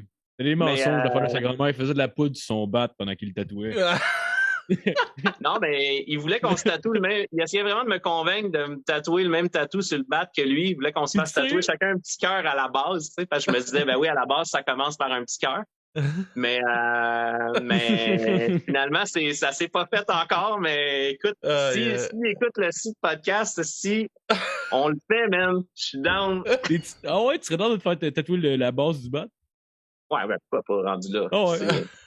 Rendu là. C'est pas mieux, là. Si je parlais avec une fille l'autre fois, puis elle me disait qu'elle fréquentait un gars qui s'était fait écrire Satan sur le bat, là, en grosses lettres, là. Comme ça, il peut dire que le pénis de Satan la baise ou je sais pas quoi, là, mais Non, ouais. c'est comme, bon, ben, non, rendu là, un petit cœur, c'est tranquille, là. Non, c'est clair, mais c'est juste j'ai l'impression que ça doit faire mal en tabarnak. Puis en plus, c'est comme. Ouais. Non, Ben, je sais pas, honnêtement, genre, j'ai... Tu sais, moi, j'y vais toujours avec le feeling, tu sais, tu te pinces, puis t'as une idée de la douleur, tu sais, il me semble, je me pince la base, puis si c'est pas dur, c'est pas une peau qui fait tant mal. D'après moi, c'est pas si pire, pour vrai. C'est vrai. Je pense pas, tu sais, direct sur une gosse bien tendue, là, peut-être, là, mais... Ouais. Non, mais non, le dos, je te dirais que dans le bas du dos, moi, ce que j'aime pas quand je me fais tatouer, c'est si je peux pas regarder ce qui se passe. Ah, je te comprends, Nesty. On dirait que tant que je regarde on dirait, si je regarde où est-ce que le panier, où est-ce que l'aiguille est allée, je le sais que c'est là que ça fait mal. Fait que là, j'ai un contrôle. Si je vois pas, je le sais pas, on dirait que c'est un radius gros de même. Fait que, tu sais, il est dessus dans mon cou, il est dessus dans mon omoplate, il est dessus dans ma colonne, il est partout. Je le sais pas, je le vois pas, mais on dirait que dès que je le regarde, si je pouvais le regarder en arrière, je ferais, il est juste là, c'est pas super. C'est ça qui est weird. Fait que, tu sais, mon dos, j'ai vraiment le dos complet. Je te dirais que le pire, c'est le petit gras en bas, là, ma petite peau molle de gars qui a perdu du poids, là, les petites poignées d'amour. Là. Ah ouais? Ça, je te dirais que c'était pénible. C'était vraiment pénible. Il était temps que ça finisse. Moi, le dernier qui m'a fait, il m'a fait une licorne à 2 cornes sur une fesse, là, avec des grosses lunettes. Est-ce qu'on peut la voir, genre? J'aimerais ça voir. Ouais, ça me dérange pas. J'aime ça!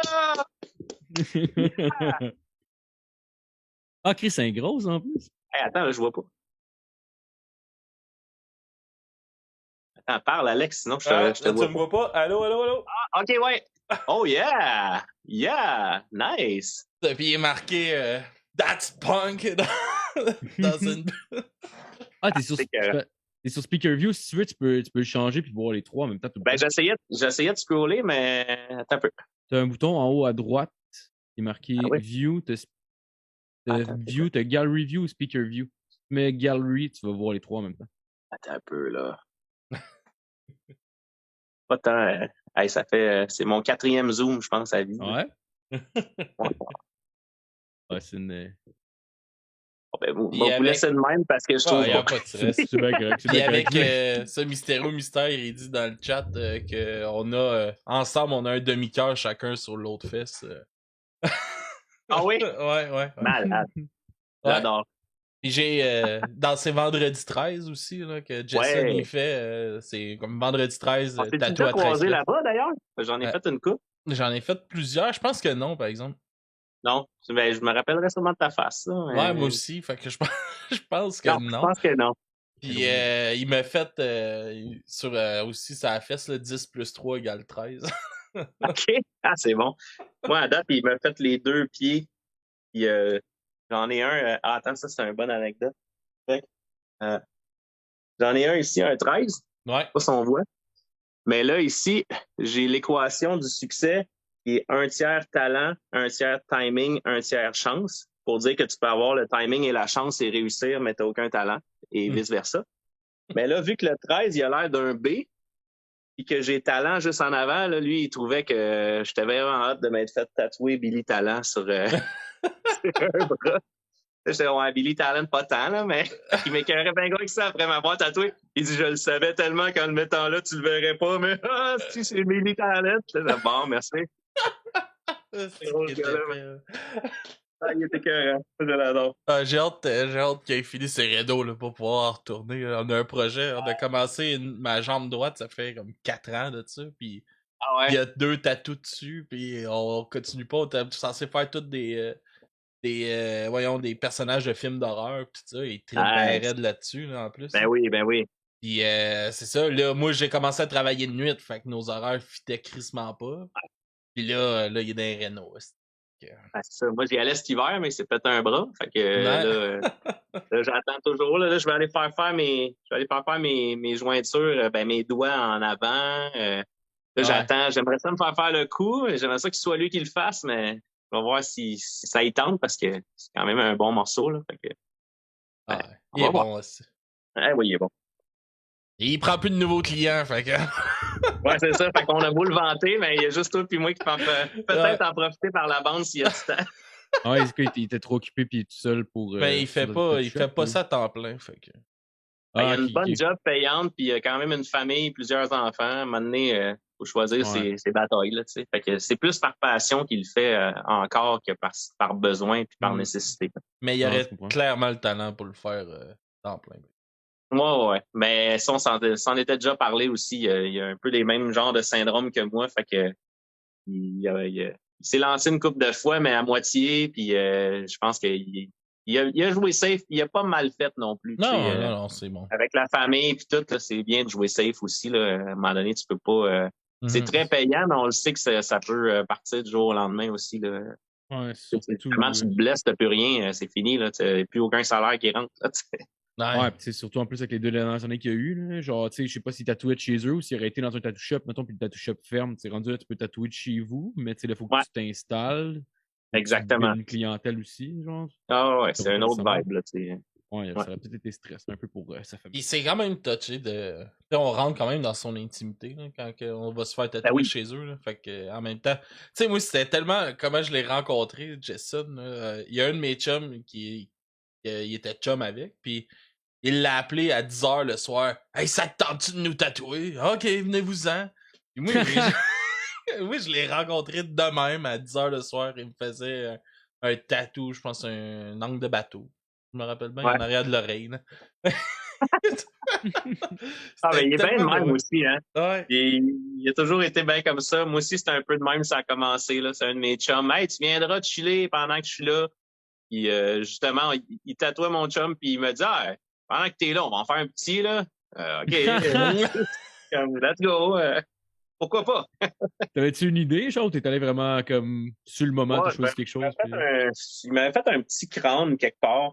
Puis, je pense qu'il m'avait refait un crâne que j'avais déjà, mais qui était laid. Il dit, Chris, qui est laid, le crâne, man. Le gars, il était botché ça, va te l'arranger, tu sais. Puis, ça a parti de même. Puis après ça, ben, il me dit, ah, là, je disais, ah, j'aimerais savoir les 2 manches, nan. Fait qu'il a dit, OK, bon, on part. Là, Jason, il a pas la langue dans sa poche. Il me dit, ah, si, man, t'as des tribales, là. C'est que c'est pas en mode, man. C'est lettre. On va te faire de quoi? On va t'arranger ça. On va te faire plein de tatous entre, là. Ça va être écœurant. OK, man, vas-y, let's go. Moi, j'ai dit, mon concept de corps, c'est beaucoup d'IS d'amourité, là. C'est des crânes, des corbeaux, des roses. Ah ouais, tu sais. Fait qu'il dit, ah, c'est toutes des affaires que j'adore dessiner. Fait que, il me dessine ça direct dessus, puis il part, puis let's go. Amuse ça, mon chum. Beurre-moi. Ouais, il dessine direct sur le bras, genre, il fait pas printer une image, puis... Ben, mon dos, gars, je sais pas si on va le voir, là, je peux montrer mon dos. Attends. Vous me direz si vous le voyez au complet. Yes. Mon dos, c'est tout 100% dessiné. Il y a pas aucun print. C'est, t'es capable de reculer un peu? Parce qu'avec la lumière, on voit mal un petit peu. Ouais. Ouais. Ouais, on voit les gros horloges. crâne avec... ouais. Fait que, tu sais, il y a comme une map en haut avec des crânes en bas avec les corbeaux qui coffrent dedans. Ouais, c'est cool. Mais tout a été fait. Il a commencé par faire ses traits, ses lignes, ses affaires. Il est parti bien tranquillement là-dedans. Écoute, on a fait du lignage au début. Les premières sessions, c'était juste du sketching vite fait avec des lignes tatouées un peu partout. Puis après ça, ben, il a pas fini ça. Puis un hiver plus tard, j'avais le dos complet. C'est fou ça de voir le travail avancé d'un tatou qui progresse là, dans le fond. Là, tu commences juste par les lignes, puis après ça, il y a bien des lignes pâles. Tu te dis ça donne rien. Ou tu vois le print aussi des fois. Là, mettons, tu te fais faire justement là, de quoi d'un peu plus réaliste. Il y a tellement de crises de détails dans le print. Tu regardes ça, t'es comme moi je comprends rien. Là. Les pour vrai sont bons, man. Sont bons. C'est un là, il essuie, puis la moitié part. Ça. Moi, toutes les fois, je regarde quelqu'un se faire tatouer qui a un print, puis quand il essuie une shot, je suis comme. Tabarnak. Là, il y a plus s'en va, là. Là, il faut qu'il suit au dessin en crise parce qu'il n'y a plus rien, man. Ça me fait paniquer. J'angoisse pour eux autres. Ben, j'imagine en plus, les premières fois qu'ils tatouent ces gens-là, ça doit être fucking stressant parce que c'est comme, oh tabarnak, ok, là, je fais quoi? Ok, panique pas, tu vas être capable. C'est plus ou moins permanent, là. Oui, c'est ça. Aïe, mais c'est un métier, là, en tout cas. C'est hot. Ceux qui sont bons, qui ont du talent, je comprends qu'il faut que tu charges parce que c'est beaucoup d'expérience, puis c'est quelque chose. T'étais un bout à faire des tatous que tu faisais quasiment pas rien dessus, rien que pour te pratiquer. Puis... Ouais. Ah ouais. Puis on s'entend, tous les tatoueurs ont une jambe au minimum tatouée au complet pour faire des tests. Puis ils se font tatouer eux autres mêmes. C'est presque inévitable. Ah ouais, c'est sûr. Sinon, si on revient à la musique un peu, comment tu t'es senti la première fois que tu as enregistré ta compagnie de ton studio, tout ça? C'était un accomplissement à ce moment-là? Ouais, en c'était 2008, cool. Je pense. Oui, la première, c'est en 2008. En fait, avant, je me suis acheté une maison quand même tôt, quand même jeune. Je pense que j'avais 20 ans. Puis, pour faire mon premier studio. Puis j'avais tout insonorisé moi-même dans le sol. C'était pas côté esthétique, c'était pas la plus belle affaire du monde. Tu sais, mettons ma coquille d'œuf sur mes murs, c'était du tapis gris. Tu sais, j'avais des bonnes techniques. Ça lookait pareil pour ce que c'était, mais tu sais, c'était pas mon studio que j'ai aujourd'hui, mettons. Ouais. Puis ça faisait la job. Ça a fait la job une couple d'années. Je prenais, dans ce temps-là, je travaillais pour une compagnie pour les aveugles. Fait que j'étais directeur du département audio. On faisait toutes sortes de livres audio, des pièces de théâtre, toutes sortes d'affaires. C'était pas de la musique, ça touchait pas vraiment mon domaine, mais c'était quand même un bon poste, c'était payant, tu sais, pour ce que c'était. Ça me permettait de pas me brûler en musique à faire quelque chose que j'aimais pas pour avoir toute ma tête le soir puis les fins de semaine pour faire du studio avec des clients puis avec des projets. Fait que j'ai fait ça un bout de temps, puis à un moment donné, ben c'est ça, je me suis lancé avec une de mes chums, Maryse, qui elle faisait de la com puis tout ça, elle avait étudié, elle faisait un peu de management, elle avait géré des bars, elle avait géré un paquet d'affaires. Puis elle était bien gros dans la musique. C'est une des filles qui m'a booké pour mes premiers shows quand j'étais plus jeune aussi. Là. Fait que elle savait pas mal, elle savait de quoi qu'elle parlait aussi. Fait qu'on a pris la décision ensemble de prendre un risque et de se mettre d'une compagnie qui est devenue Silence Audible. Fait que oui, c'était un feel-good moment. C'était quand même nice aussi parce qu'à l'époque, on avait réussi à avoir on avait rempli bien de la paperasse, on avait eu beaucoup d'aide financière du gouvernement, puis de toutes sortes, tu sais, la Banque du Canada, puis des affaires qui donnent des prêts, des bourses surtout. Ils en donnaient vraiment pas dans le milieu artistique, tu sais. Puis on s'est battu, puis on a réussi à leur prouver que malgré tout, on avait un bon plan viable, puis que c'était cool, ce qu'on allait faire, ça allait pas être du n'importe quoi, là, tu sais. Ouais. Fait que c'était drôle. On était tout le temps dans les activités communes, puis on était tout le temps la seule branche artistique. On était les petits rebelles de la place avec du monde qui avait... Il y avait un monsieur qui avait une entreprise d'urnes funéraires, puis des affaires de même. On était aucunement connexes. À toute fois qu'on allait des affaires de réseautage, on se disait ouais, faut être ici parce qu'ils nous l'imposent, mais Chris, qu'on réseautera pas fort, là. Donc, on va enregistrer du rap! Ouais, c'est ça. Voulez-vous qu'on fasse un rap, ton annonce d'urne funéraire? C'était comme... C'était pas tant nice, là. À ce temps, ça se fait, là. Tu fais n'importe quoi en rap, mais dans ce temps-là, ça passait pas, là. C'était comme, ouais. Fait que oui, c'était un assez good feeling pour vrai de partir ça. Au final, on a runné ça une couple d'années. On a fait des petites erreurs de parcours. On s'est spread un peu trop. On aurait dû être juste une boîte de prod. Au lieu d'être aussi un label puis toutes sortes d'affaires, on faisait de tout, tu sais. Fait que c'était cool, on avait un nom qui a circulé, c'était nice, tu sais. On avait quand même un nom qui avait une bonne réputation, mais on était brûlés ben raide, on faisait ben trop d'affaires puis puis au lieu de focusser, comme je disais tantôt, sur une chose puis devenir les maîtres de cette chose-là, on était bons dans plein d'affaires. Fait que, on pouvait pas charger la totale pour faire une affaire. Fait que là, on chargeait un bon prix pour tout, mais c'était pas assez rentable pour payer nos locaux, pour payer nos employés, pour payer tout. Fait qu'au final, il a fallu s'en rendre compte. Puis moi aussi, à un moment donné, j'étais tanné je voulais refaire plus mes choses. Je voulais plus composer pour d'autres, plus focusser sur ma carrière d'auteur-compositeur aussi. Fait qu'à un moment donné, on a pris la décision ensemble, on a mis la clé là-dedans. Puis c'est cool parce que ma chum, c'est encore une de mes très bonnes amies que je vois plusieurs fois par mois. Elle, en plus, elle est partie de son bar, elle est rendue en automobile et elle fait la grosse palette. Fait que content, ça a été un mal pour un bien dans le sens que quand c'est dur en affaires, surtout quand ça finit, ça aurait pu crasher. Des fois, il y a des habitudes qui sont ruinées. Puis au final, tu sais, elle était contente même qu'on prenne ce choix-là parce que là, elle voit ce que je fais depuis ce temps-là dans ma carrière, puis elle est vraiment contente de comment ça tourne. Puis elle est bien aussi. Fait que c'est nice. On dirait que souvent, ça finit par faire comme ton deux chums qui partent en colocation, puis finalement, à la fin, ils sont plus capables de s'endurer. Genre, mais tant mieux. Tant mieux on a eu des moments rough, c'est sûr, parce que, tu sais, quand t'es 6-7 jours semaine ensemble tout le temps à faire du 10-12 heures par jour, mettons que des fois, ça graffinait. Là. Des fois, on se parlait raide un peu parce qu'on était à bout, fatigués. Autant à bout un de l'autre qu'à bout de l'entreprise, des clients, de tout ce qu'on faisait, tu sais. Je pense que le monde réalise pas aussi comment que c'est de l'ouvrage derrière une production d'un album ou d'une chanson. Là. Il y a tellement d'heures, tu sais, c'est une chose l'enregistrement, mais toute la production après, le mastering, tout est gros, là. Tout est très long à réaliser. Puis, tu sais, c'est souvent, le monde ne remarque rien, tu sais, dans le sens que, tu sais, même nous, mettons, on fait des vidéos qui montrent comment on a fait une toune, mettons, mais tu sais, ça fait comme clic, clic, clic, c'est en 5 minutes, tout est beau. Tu sais, on a fait un résumé les gens sont comme, waouh, c'est magique, tu sais. Tu vois pas le 6 jours que t'as commencé à gosser sa toune puis tu t'as juste sacré ça là parce que t'es comme non, aujourd'hui ça sortira pas, ça y a rien à faire. Fait que j'ai passé 2 heures à rien faire et j'ai tourné en rond pour rien parce que j'étais aucunement dans ce mode-là de composer.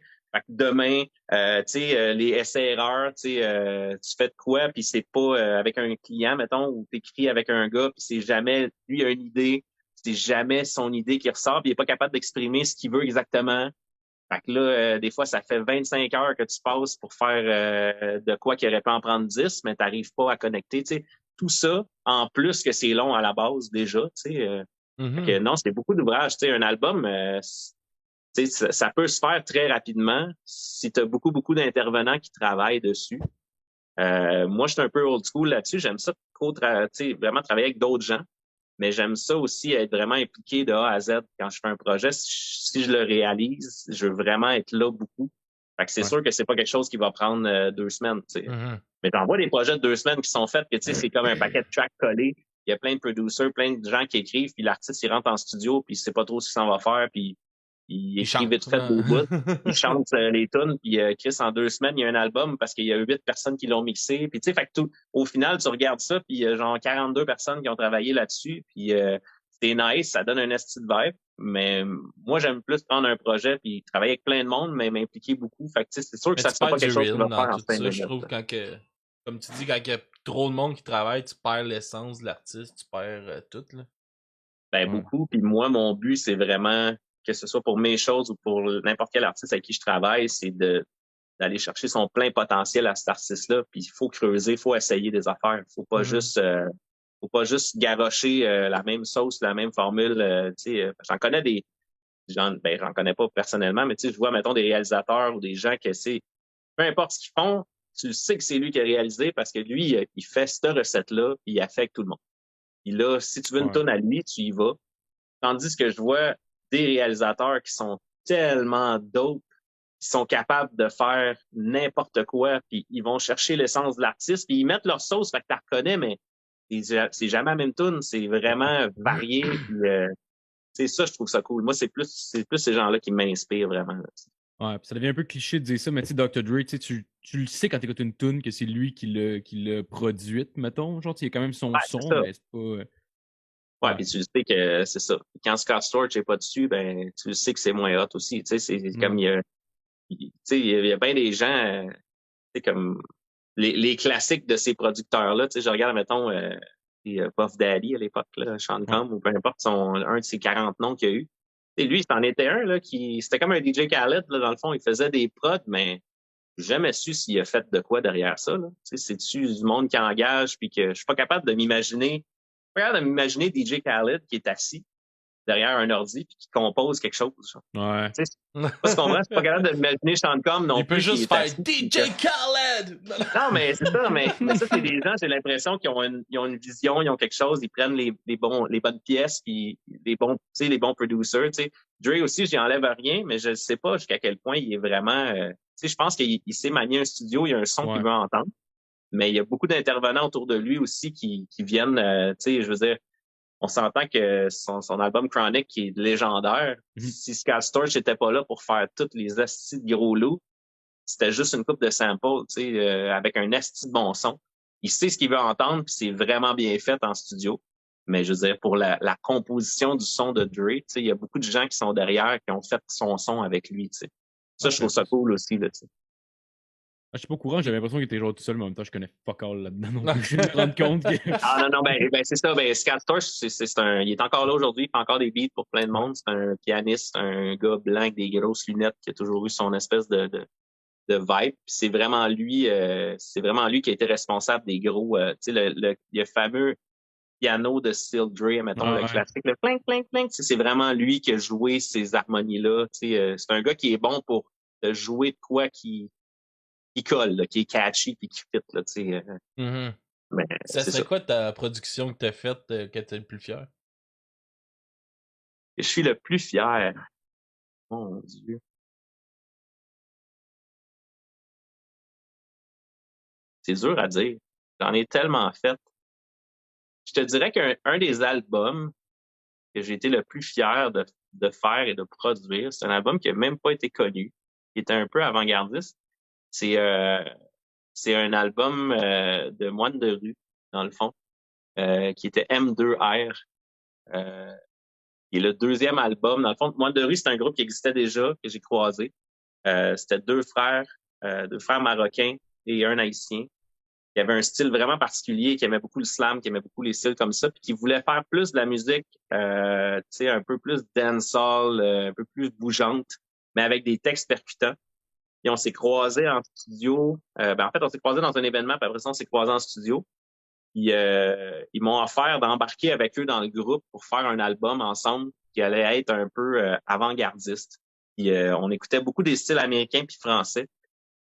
Et on a fait un album qui, à mes compétences de mix de l'époque, j'étais vraiment fier. J'étais pas tant avancé en mix autant qu'aujourd'hui, mais pour cette époque-là, on a fait cet album-là, puis écoute, on s'est donné, là, il y avait 18 tunes, je pense, là-dessus. Puis je te dirais que, bon, ouais, vraiment, là, puis je te dirais que chaque morceau avait quelque chose. Je l'écoute encore aujourd'hui des fois, puis je suis comme, my God, pour cette époque-là, j'étais donc bien fier. C'est plate parce que, écoute, on a payé du tracking, on a fait de la promo pour ça, on a fait bien des gros moves, et on se faisait dire partout que c'était trop multiethnique, c'était trop... écoute, tu sais, puis là, ce qui est drôle, c'est que ça, on a fait ça. Ouais, mais c'est ça, puis là, comme nous autres, on a fait tous ces moves-là, puis là, 2 ans après, ça s'est mis à être que ça à radio, ce qu'on faisait, la même affaire, mais en moins, tu sais, en plus cheap, là, j'étais comme... C'était ça qu'on faisait, là. On a Chris, là. Fait que là, tu sais, c'était comme. On était tellement frustrés après, tu sais, d'en parler encore avec. Juste à côté. Ouais. Fait que, tu sais, nous, on s'est fié sur la tendance partout, puis on était comme, si on va être avant tout le monde ici, ça va être hot, ça va être hot. Ben oui, on était avant tout le monde, parce que. Un petit peu trop. Une couple d'années de plus au Québec. Fait que, tu sais, l'album, il a jamais levé, mais écoute, on est bien, bien fiers de ça, ce qu'on a fait là-dessus. Puis c'est super triste parce que, ça, il y a 2 ans, en décembre, le plus jeune des deux frères est décédé subitement dans le temps des fêtes. Là. Peut-être il y avait beaucoup de... en fait, il est décédé le 24 décembre. Fait que on est allé aux funérailles directement avant le souper de Noël. C'était bien déprimant. Puis, c'est ça. Puis il y avait du diabète. Fait que, en tout cas, on n'a jamais pu savoir si c'était la COVID ou non, parce que c'était quand même là dans ce temps-là. Fait qu'on n'embarquera pas là-dedans, mais c'était comme weird que subitement, il rentre à l'hôpital puis qu'il meurt instantanément. Là, il était-tu jeune quand même ou il avait quel âge, genre? Il y avait, moi j'ai 32, il y avait 30, il a le même âge que ma femme, il y avait 32 ou 33. Ok, ouais, Chris. Quand même jeune, mourir subitement de même. Il est mort, il a fait de la fièvre, puis il a attendu, puis quand ils sont rentrés de nuit, il est mort dans la salle d'attente. Fait que c'était intense. C'était comme... Fait que, tu sais, bref, ça me rend triste d'écouter cet album-là aujourd'hui. Mais tu sais, si tu me dis qu'est-ce que j'ai été le plus fier, je te dirais que c'est pas ce qui a marché le plus. Tu sais, j'aurais pu te nommer tout de suite des tunes que si on a eu des disques d'or puis que ça a roulé à côté, mais ce projet-là, je pense que c'est le projet dont j'étais le plus fier parce qu'avec mes compétences, ce que j'étais capable de faire à cette époque-là, je trouve que j'avais vraiment fait. On avait fait un album qui était vraiment, vraiment très cool, tu sais, pour pour l'époque. Nice. C'est quoi la rencontre la plus enrichissante professionnellement que tu aurais faite? Je te dirais... je pense que je te dirais que c'est avec mon partner de Audio Playground, je te dirais. Ouais. Ce gars-là, ça a commencé une drôle d'aventure. Je me suis fait approcher pour faire une traduction de tune. En fait, à la base, il y avait une grosse mode il y a une couple d'années là, que tout le monde traduisait la tune pour passer aux radios francophones. Fait que peu importe la tune, elle venait de où, le monde approchait chaque pays puis pognait quelqu'un de local puis blablabla. Lui était dans l'Ouest canadien, c'est un DJ. Homme d'affaires, tu sais que... Moi, je l'interromps tes affaires de DJ, là. Oh! On va interpeller avec deux choses. Bonjour, Monsieur Mystère. Bonjour. Hey, notre production, on est le plus fiers. En plus de ça, on parlait de diabète. Fait que, ça fit, là. Moi, c'est ma production de sirop d'érable de cette année. Délicieuse. Wow! Ah ben, merci, Monsieur Mystère. Yes, Ça sir. fait plaisir. J'adore. Et voilà. C'est parfait, ça. Bon. Fait que je me rappelle plus ce que je disais. Ah, c'est ça, on parlait de connexion. Fait que, c'était parfait, ouais. Fait que c'est ça. Fait que ce gars-là, il avait approché plein de monde qui avait été référé. Puis lui, il est dans l'Ouest, fait qu'il travaillait avec un tracker local. Puis là, il avait approché plein de monde. Puis moi, mon nom était sur la liste, mais plus bas sur la liste. Fait que j'étais pas genre le gars qui avait un hit radio dans l'année. Là, j'étais juste, je fais une bonne job là-dessus. Fait que là, je reçois la toune à un moment donné, ça tombe entre les bases parce que ça faisait une couple de noms qui essayaient, puis c'était pas ce qu'ils cherchaient pantoute. C'est pas bon. Soit que c'était pas bon, ou le monde renvoyait un texte écrit, mais on s'entend, c'est une traduction, une adaptation. Là. Lire des paroles, ça te dit crissement pas comment tu vas la chanter. Là, Fait qu'envoie un démo, envoie quelque chose, même si c'est fait à la botche, au moins tu vas. Fait que personne t'a capable d'y fournir ça. Fait que moi, à un moment donné, je reçois la toune, puis je suis comme Chris, c'est hot cette toune-là. Fait que j'embarque là-dessus, puis je me dis, gars, c'est vendredi soir. Là, je commence à checker, puis j'ai vu que, ça roulait pareil, leur affaire, c'était pas un gars qui arrivait de nulle part. Il y avait une couple de hits radio, puis, il renait bien ses affaires. Fait que je me suis dit, Chris, je vais me gâter, j'ai rien en fin de semaine, j'avais pas de clients bookés. Fait que j'ai parti là-dessus. J'ai fait ça vendredi soir, ben chill. Puis là, je fais toutes les paroles, puis j'aimais la tune, j'étais comme, Chris, c'est hot, ça sonne bien, mais là, je suis pas capable de le rejoindre. Puis c'est la fin de semaine. Je peux pas y montrer qu'est-ce que ça donne. Je l'enregistrerai pas à Capella. Je voulais juste qu'il m'envoie le beat, tu sais. Là, j'étais prêt à le rejoindre. Fait que j'ai dit, you know what, genre, fuck that.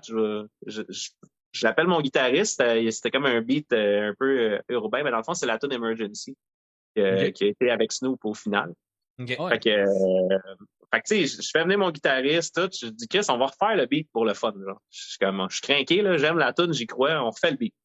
Fait qu'on remonte tout le beat, je réenregistre tous les layers en français, toutes les harmonies, je mixe la tune, je finis au final, tu sais, puis là, je pitch ça par courriel au gars, puis je me dis, ben, il verra bien ça, tu sais.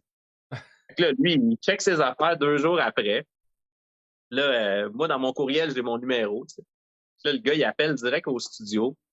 Là, il dit, là, je veux parler à Doug, là, tout de suite. Là, Maryse, ma partner, qui avait le téléphone, elle dit, ben là, il est en session, là, il peut-tu te rappeler? Fait que là, elle dit, je veux vraiment qu'il me rappelle là, dès qu'il a fini. OK. Fait que là, je rappelle, là, je check le numéro, c'est genre un numéro à Vancouver. Fait que je suis comme, OK, ça doit être le gars, tu sais. Je rappelle, là, lui, il me dit, je me rappelle, parce que moi, je m'attends à un anglophone, puis comme, tabarnak! Quand je décroche, c'est du tabarnak! Et il dit, Chris, il dit, ça fait un bout, je travaille avec plein de monde. Il dit, il n'y a jamais personne qui s'est cassé le cul de même pour me renvoyer de quoi. Il dit, qu'est-ce que tu fais demain soir? Là, je dis, ben, genre, j'ai des sessions. Il dit, OK, mais tu peux-tu, genre, me trouver du temps? On va aller souper. Je suis comme, OK. Moi, dans ma tête, je pense que j'ai appelé son cell qui est dans l'Ouest, puis qui est à Montréal, ou je sais pas trop, tu sais. Ah non, Chris, il a pris l'avion de là-bas pour venir me rencontrer. Le lendemain soir, lui, il était vraiment allumé. Écoute, je te dirais, on a jasé toute la soirée. Tu sais, un gars si fucking intéressant qui a fait 10 000 affaires, vraiment passionné, tu sais. Puis depuis ce temps-là, on s'est pas lâché, tu sais. Puis on a recommencé à travailler ensemble vraiment étroitement. Je te dirais que ce gars-là, il a un mind state qui m'a tellement m'a tellement fait avancer dans ma carrière sur plein de points. Grâce à lui, j'ai été dans plein de sessions de studio incroyables qui m'ont fait apprendre 10 000 affaires. J'ai eu la chance d'aller à des sessions à Miami, à LA, à Toronto, à Vancouver. J'ai été dans des gros studios, j'ai vraiment trippé. Lui, il avait plein de connexions. C'est vraiment là, je te dirais que c'est vraiment ma rencontre la plus enrichissante qui m'a fait le plus avancer dans ma carrière, vraiment. Nice. Ouais. Hey, on va s'arranger pour rapper ça bientôt. Ça fait déjà 1h30 ici. Ton pire show. On a parlé d'un bon show tantôt. Là, fait que là, on va jaser de ton pire show. Ah, ben, c'était pas mal mon pire show que j'avais en tête, celle-là. OK. En tout cas, c'était pas le... Écoute, des pires shows, man, je pourrais même pas t'en nommer un. J'en ai tellement fait des shows broche à foin, là. Ben, sinon, le show que t'es le plus fier d'avoir fait. Celui que tu te senti le plus dans la zone ou pour, mettons, t'es fier de. En tout cas. Ben, j'ai fait des shows de festival, j'ai fait plein d'affaires qui c'était vraiment débiles, mais je parlerais d'une anecdote qui est arrivée l'année passée, en temps de pandémie. On a eu la chance, parce que l'année passée, on était vraiment débinés, là, avec Adamo, comme je disais, on a une relation vraiment étroite depuis qu'on travaille ensemble. Et on a bâti quand même quelque chose de bien. On a sorti un album en pleine pandémie, malheureusement, parce que le timing, c'était là, puis il fallait le sortir, puis il était prêt. Fait qu'on l'a eu dans le cul pas mal. Et on avait toute une tournée de montée. Adamo était booké partout, dans tous les festivals. On avait une mini-tournée en Europe. Écoute, name it, là, on avait du stock à pu finir. Fait qu'on était bien débinés, tu sais, toute l'année. Parce qu'on regardait juste les dates qui avaient été bookées passer une après l'autre. Tu sais, on était comme, ouais, à soir, on se va au Franco. Ouais, OK. On va aller prendre une bière. OK. Fait que là, ça, c'était ça. Puis, finalement, de quoi de vraiment cool, malgré que c'était pas plein de shows, mais il y avait rien qui se passait l'année passée, là, zéro open bar. Puis, Cartel, notre label, a appelé Adamo, il a dit, regarde, on fait des shows de cinépark. On en fait. Je m'en crisse combien on en fait, mais on fait quelque chose. Il faut au moins bouger, là, tu sais. Fait qu'on a eu la chance de faire 2 shows de cinépark. Je te dirais que c'était vraiment hot, c'était vraiment bien organisé. C'était spécial. Je te dirais que je suis fier d'avoir vécu ça parce que c'est vraiment era appropriated. Là. Tu sais, c'est comme... C'est pas tout le monde qui a eu la chance de faire ça. Tu sais, les festivals, il y en a des milliers de personnes qui vont faire ça, mais un show de même, t'es devant un public d'auto, OK? On va se le dire, là. C'est bizarre. T'es sur un stage que le stage est monté comme si tu faisais un show de festival. T'as du wattage à pu finir, mais juste sur le stage. Il n'y a rien en avant du stage parce que c'est tout stinké vers les autos en stream, là, tu sais. Fait que ça crache que le calice quand t'es sur le stage puis tu marches 15 pas en avant puis t'entends rien. T'entends juste la bass puis les retours puis le monde qui chante. Tu sais, t'entends juste leur voix parce que t'entends juste la bass. En tout cas, c'est vraiment weird. Puis, on a fait le premier show, c'était dans le coin de Harford, dans le fond, c'était pas Harford. Puis je dirais que je suis tellement content d'avoir participé à ce show-là pour le feeling de la fin. Juste parce que, écoute, on est en pandémie. Il se passe rien. Tout le monde est décollissé de la vie. On réussit à remplir le parking d'un cinépark. Il y a du monde, c'est hot. Le show, c'est de la merde, on va se le dire, parce que nous, ça sonne fucking bien, mais tout le monde est en dehors de son char pour regarder le show. Mais personne n'a de speaker à part dans leur char. Fait qu'ils entendent tout le son en décalé un peu avec la base du stage, puis leur système de char qui sonne le cul parce qu'il est trop fort assis dehors. Fait que, tu sais, le monde sont dedans, mais c'est spécial là, comme vibe. On vit un moment. Mais c'est un moment. Mais la dernière tune, OK? La dernière tune. Les gars, ils closent le show avec un segment Gros Big, puis ils finissent avec la chanson La route est longue. Je sais pas si vous connaissez, vous avez entendu ça de Gros Big. Une tune guitare-voix qui est très introspective sur les choix de vie. Puis tu sais, justement, c'est ça, la route est longue, peu importe ce que tu fais dans la vie pour te rendre où tu veux aller, ça peut être lourd. Tu sais, c'est quand même quelque chose de lourd. Écoute, la dernière tune, Adamo, il était fucking allumé. Puis il est comme, you know what? Fuck les restrictions, 5 minutes. Là, je vous vois tous dehors de vos chars. Venez vous coller ici devant le stage, j'en reste une. Je paierai le ticket, je m'en calisse. Vous venez devant le stage. Là, je veux vivre un moment devant le stage. Fait que c'est une tune guitare-voix. Fait que c'est vraiment juste le guitariste, des vocales. Puis tu sais, ça sonnait riche. On était 2 choristes dans le fond sur cette tune-là. Il y avait moi puis Madro là. Fait que tu sais, il y a de quoi de chaleureux. La toune, déjà, est incroyable. Puis là, écoute, on fait la toune. Tout le monde est rendu en avant. Il y a peut-être entre 150 et 200 personnes qui sont rendues en avant. Il y en a qui sont restés dans leur char qui étaient plus check-in, mais la plupart du monde sont en avant. Bon, c'est pas bien de dire ça, là, mais on est dehors, il n'y avait pas de masque. Le monde restait quand même un peu distancé. Puis là, on voyait le visage des gens qui avaient besoin de vivre ce show-là. Puis ce moment-là, là, écoute, on chantait à toune, puis on avait tout le moton, on était tout au bord des lampes. Le monde, ça se tenait par le cou, puis des larmes aux yeux, puis tout. C'était tellement un beau moment. Je te dirais, je pense que là ce show-là, dans ma tête, ça va être le plus beau moment de stage que j'ai vécu. Juste pour j'en parle, je suis plein de frissons. Pour ce moment-là, on dirait ça m'a fait du bien à l'âme, ça m'a crissé du gaz dans le tank tellement. Puis tous les gars, après, c'est ça qu'on se disait, on était tous sur le stage, puis on était là, tabarnak, hein. Le show était hot, mais cette tune-là, c'est cette tune-là qui va être gravée dans ma mémoire jusqu'à ma mort. C'est fou, là. Fait que ça, c'était un moment magique, vraiment. Là. Ça me rappelle tellement là, mon premier festival que j'ai été voir comme post-pandémie, même si on n'est pas sorti. C'était au Festivois à Trois-Rivières, puis j'ai été voir les Sainte Catherine avec Extérieur. Puis à la fin des 3 tunes, tout le monde s'est garoché en avant du stage. Les 3 dernières tunes de Sainte Cat, je veux dire. Ils se sont tous garochés en avant du stage, gros trash, puis tout ça. Puis, je l'ai compté une couple de fois là, dans le podcast, mais c'est pas grave. Là. Puis moi, j'étais comme entre le j'y vais-tu. Là, je regardais ma blonde, puis je m'étais avancé prendre des photos. T'sais. Puis là, j'étais j'y vais-tu, je me retourne au boots parce qu'on était dans des carrés en métal. J'ai fait des enclos à métal. Pis de la merde. J'ai juste couru dans le trash.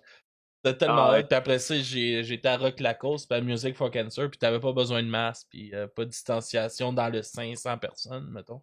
On était là, c'était hot. Là. Ça fait du bien. C'est juste c'est un moment que tu revis, là, c'est pour vrai. Tu sais.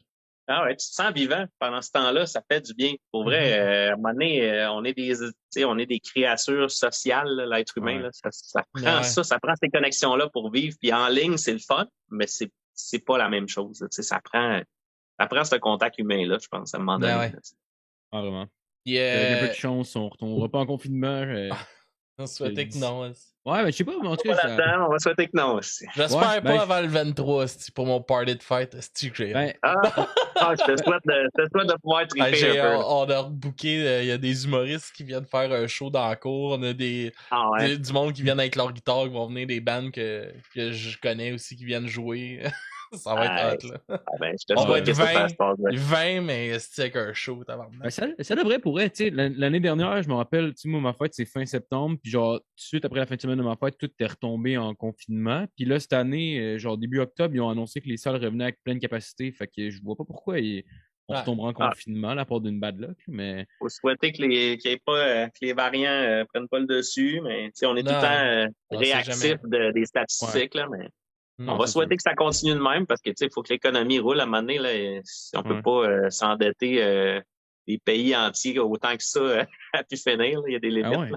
J'avoue même pour tes artistes, genre, tu sais, à ce temps, tout est pas mal fait pour vivre avec les shows, mettons. Tu sais, mettons avec le match étudiant puis les spectacles. Tu sais, mettons, je suis certain du stock, c'est comme ça. Tu fais de la promo, mais genre, ça doit pas être trop viable pour un band, j'imagine. C'est sûr que c'est beaucoup moins payant là cette année. Je vais t'avouer que les artistes avec lesquels je travaille qui sont qui ne vivent que de leur musique, mettons que c'était pas l'année la plus lucrative. Moi je m'en sors par la bande à cause de la prod puis des projets corpos puis tout ça. J'ai quand même eu la chance. J'ai fait une couple d'annonces. Comme on a fait l'annonce de TELUS l'année passée avec Adamo puis Dan Desnoyers. Ça c'est des belles surprises parce qu'on se fait appeler. Temps dessus, puis ça paye tant, puis let's go. Fait que ça fait une toune qui joue à TV, à la radio, partout à côté pendant un bon 4 mois, là, tu sais. Fait que c'est fun. C'est ça. Fait que des lots comme ça te ramène comme la balle un peu. Mais c'est sûr que les artistes qui vivent que de leur carrière, le streaming, ça peut pas. Soit que tu fais du cash avec des ententes commanditaires ou soit que c'est des shows. Fait que, parce qu'il y en a qui roulent tellement en ligne que les ententes commanditaires les payent assez pour faire une belle vie, mais en même temps, c'est touché. Là, ouais, j'imagine au Québec, il ne doit pas en avoir énormément non plus. Non, ben c'est ça. Ben, tu sais, c'est ça. C'est pas aussi payant qu'à, mettons, aux States. Là. C'est aux States quand on s'entend que c'est plus facile aux États-Unis, mettons, aller chercher 1 million de followers quand t'es connu. Mais l'équivalent au Québec, c'est 100 000.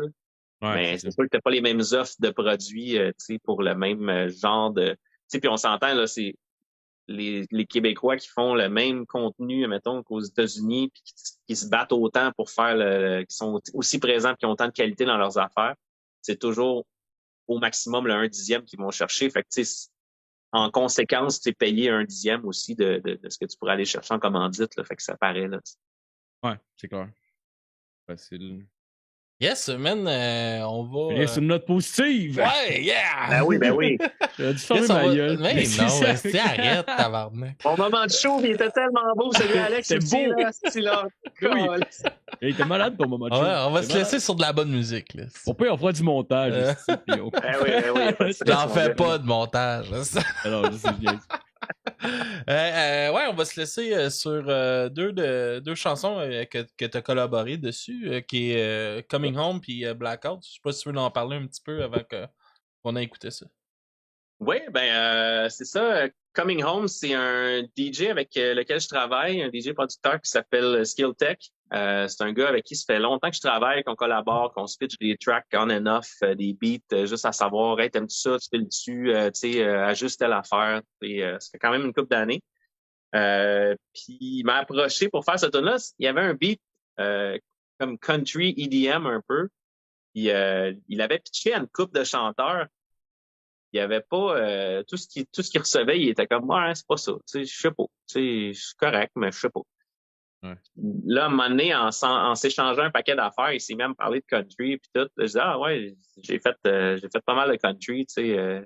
Il dit ah j'ai l'équivalent de 2 albums de prêtes en anglais, de tunes en anglais, qui sont toujours pas sortis faute de circonstances, mais je dis ah je vais te pitcher une couple de tunes, te faire entendre. Puis là, je pitch ça. Là, il me dit ok ben garde. Tu fais la toune sur le beat, là. OK. Là, ça, c'est en plein début de pandémie. Là, t'as du temps, là, Chris? T'as rien que ça à faire? Fait que là, tu me fais un hit là-dessus. Fait que là, je suis comme, ouais, OK, ça me tente. Fait que là, on s'est mis à faire du back and forth. J'ai fait des top lines, j'ai fait des trucs, tu sais. Puis là, plus ça allait, plus les deux, on était excités. On était, Chris, ça sonne bien, man. C'est vraiment hot, t'sais. Fait que, on a monté ça. On a fait une version anglo à la base parce que lui, son reach, lui, ce qu'il fait, dans le fond, c'est vraiment à la DJ Khaled un peu. Il produit ses trucs, il approche des artistes de renom, il achète les droits, tout, puis après ça, c'est lui qui promote la toune. Fait que, dans le fond, okay. C'est lui qui ramasse tout le profit de la toune, mais il a déjà payé l'artiste, il a payé sa promo, ses affaires. Ça roule bien, ces trucs. Fait qu'il dit, ben gars, écoute, on embarque, on le fait ensemble, on fait une version anglo. Puis là, moi, j'ai dit, ben rendu là, on fait une version bilingue, on va pouvoir attaquer les radios francophones aussi dans ta promo, puis ça peut marcher. Puis finalement, on a fait les 2 versions, qu'on était vraiment contents. Fait que là, je pense que la version que je t'ai envoyée, c'est la version franco. Ouais. Mais il y a une version complètement anglophone aussi. Puis écoute, c'est quoi l'embarqué? On a eu, je pense, on est encore dans le top 40 depuis une couple de mois. Fait que c'est quand même très nice. Tu sais, je me dis, ça fait une belle action. Tu sais. Puis encore une fois, en temps de pandémie, il y a l'artiste Racine, qui est un rapper que je produis depuis ses tout débuts. Depuis qu'il est ado. Un gars qui a une plume incroyable, qui a un cerveau incroyable. J'aime ça dire ça parce que c'est un gars qui est très bright dans son écriture autant que dans sa vie tous les jours. Puis, on avait les deux, on a eu des gros problèmes de boisson dans la vie, en faire des blackouts, puis à se mettre vraiment dans le marbre.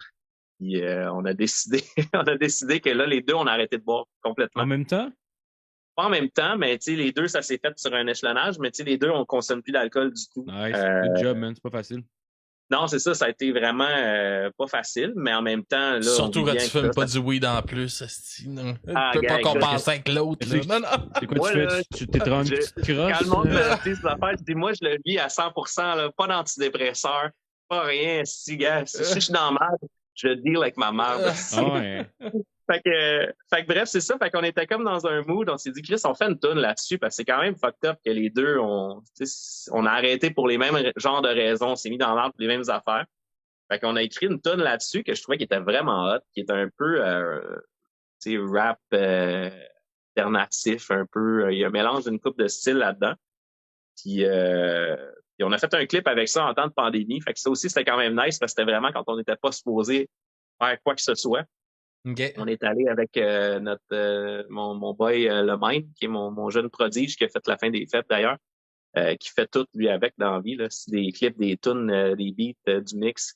Fait que il y avait un concept en tête. Fait qu'on est parti, on a été d'un sous-sol de quelqu'un illégalement parquer les chars dans le garage, en tout cas. Puis là, on était avec des figurants. Fait qu'on a fait ça au minimum. On a pris une de nos amies pour faire l'actrice avec nous, puis un de nos amis pour être l'autre acteur. Puis on a tout fait ça dans un sous-sol avec de l'éclairage, avec les moyens du bord. Puis au final, ça a donné de quoi de très dark, mais quand même cool pour le clip.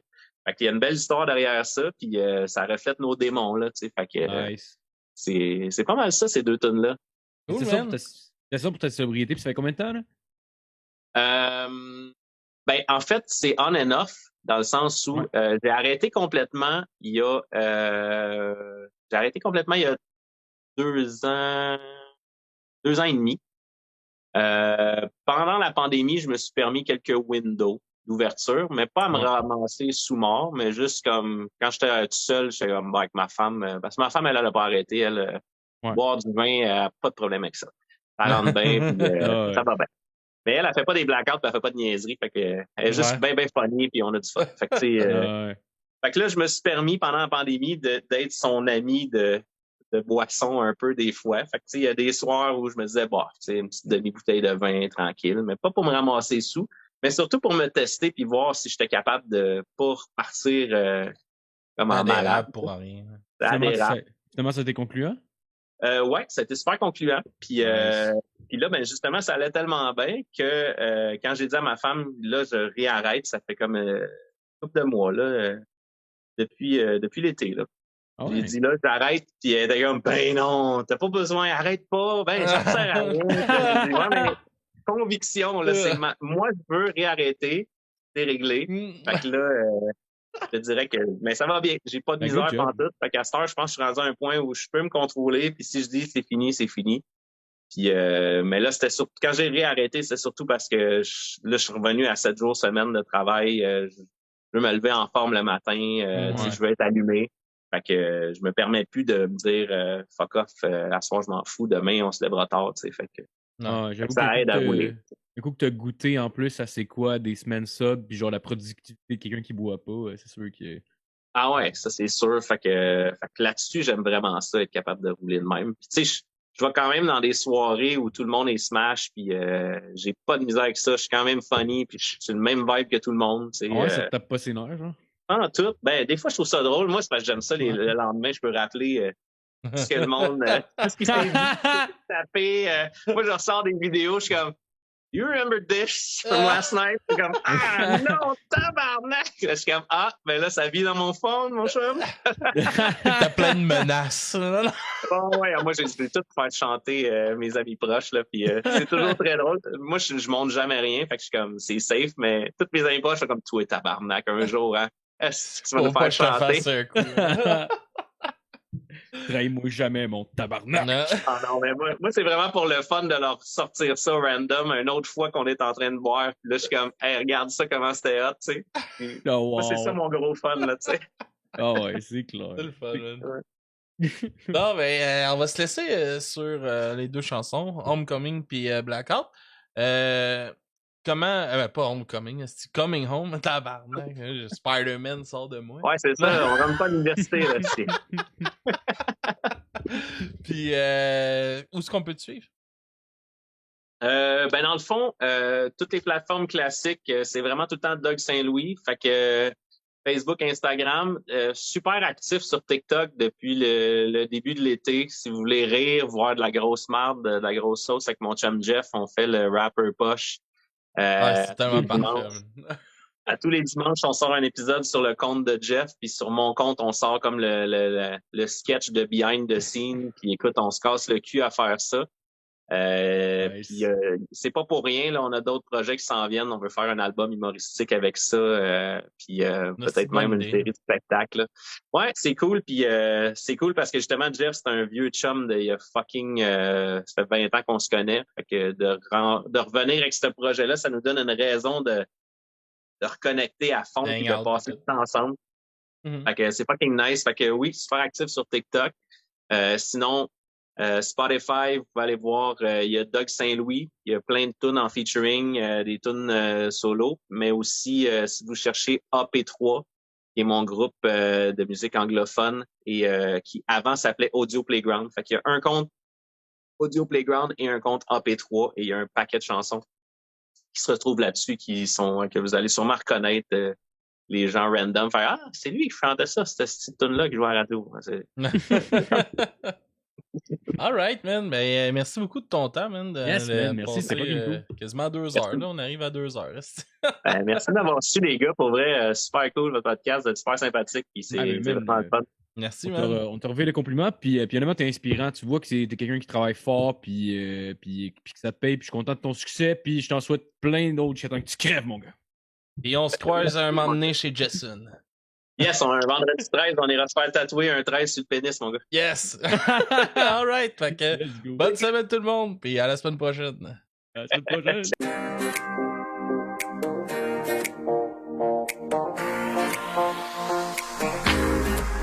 Un autre soir de déboire, où je perds la mémoire, à me faire croire que c'est pour le mieux depuis mon départ. Mon âge je l'ai perdu, les jours je les compte plus. Je pense le temps de prendre le volant est maintenant venu. J'ai ressenti le besoin de partir au loin, seul face au destin. Mais sans toi au bout, l'aventure me plaît moins. Je veux juste rebrousser chemin. J'ai roulé solo sur ma route, toujours perdu dans mes doutes. J'ai vu tout ce que j'avais à voir, chaque raccoin coûte que coûte. J'passe mon temps à regarder mon ciel, en souhaitant que ce soit toi qui appelle. J'pense que c'est signe que le moment est venu, baby. I'm coming home to you. I'm coming home, coming home. I'm coming home to you. I'm coming home, coming home. I'm coming home to you. I'm coming home, coming home. I'm coming home to you. I'm coming home to you. J'm'ennuie ton regard, de ton sourire. Quand je ferme les yeux, c'est plus fort que moi. Je revois ton corps, je peux pas te mentir. Maintenant que j'ai accompli ce que je devais faire, je reprends le volant, pédale dans le tapis, je ferai tout le nécessaire. J'ai roulé solo sur ma route, toujours perdu dans mes doutes. J'ai vu tout ce que j'avais à voir, chaque raccoin coûte que coûte. J'passe mon temps à regarder mon ciel, en souhaitant que ce soit toi qui appelle. J'pense que c'est signe que le moment est venu, baby. I'm coming home to you. I'm coming home, coming home. I'm coming home to you. I'm coming home, coming home. I'm coming home to you. I'm coming home, coming home. I'm coming home to you.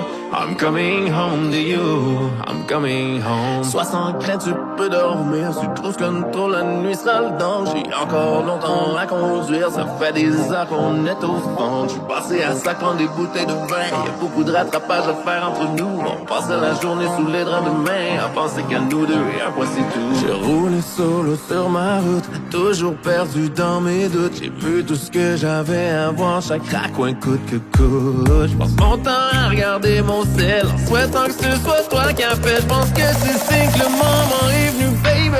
I'm coming home to you. I'm coming home, coming home. I'm coming home to you.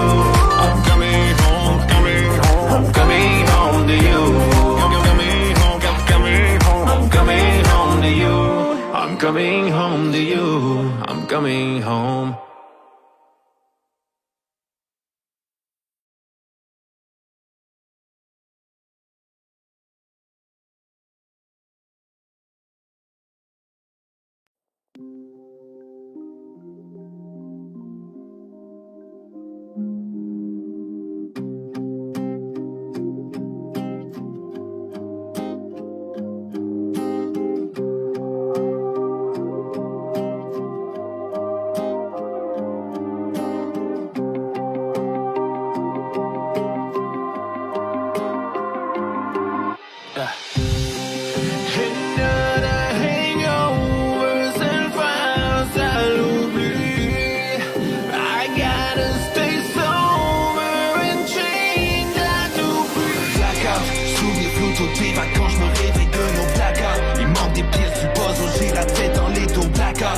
Encore d'autres relations froisses à cause de fucking blackout.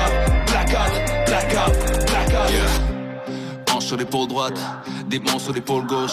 Le premier voudrait que je parte, l'autre que je parte sur une débauche. Je prends l'ange par les hanchés, ensemble on danse avec le devil. Emprisonné dans le bottle, shit I'm lost in the middle. J'essaie de limiter ma consomme entre la bière et le vino, mais je ne résiste pas assez fort au fort, donc j'abuse du exo. Tous ces shots devant moi, je les cale facilement, web après l'autre. Et après 3h du mat, je bois directement au goulot. Faudrait pas que je dégrise, je dois mettre du vin dans mon eau. Je suis debout sur le bord pour mieux plonger au fond du tonneau. Plus la soirée avance et plus je perds conscience, plus je perds la notion du temps, plus mes paroles perdent de leur sens. Et je deviens le monstre que je déteste, qui ne pense qu'à la violence ou à avoir du sexe, qui blesse ceux qui l'aiment, qui passe des coups de fil tard dans la nuit pour insulter ses ex. Yeah, rappeur aux paroles lucides, mais les lendemains de ce soir et je déteste faire face à la musique.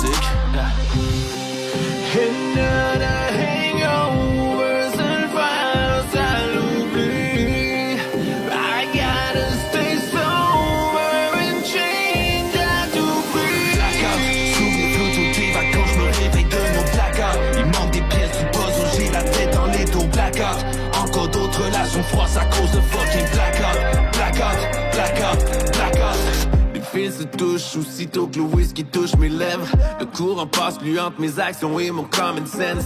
La chaleur monte, j'ai sang qui bouille et je sens que la bête émerge. Rien à foutre des high Whitney, j'oublie que le monde m'observe. Passer des tristesses sous silence, refus de faire face à l'évidence. Finance noyée dans le vice, et ça plus le problème est immense. Sur le chemin de la déchéance, malheureusement aucune élégance. Quand vient le temps d'être un asshole en boisson, donnez-moi la médaille d'excellence. Bouteille à la main, j'fais tout pour trouver le fond. Party sans lendemain quand j'étouffe sous la pression.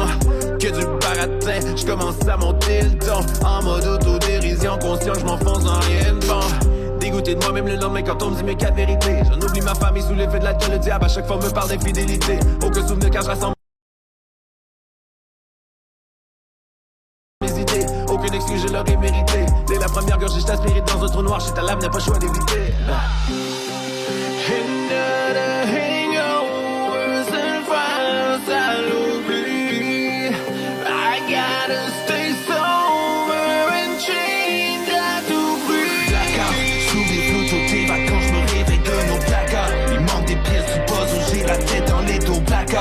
Encore d'autres relations froisses à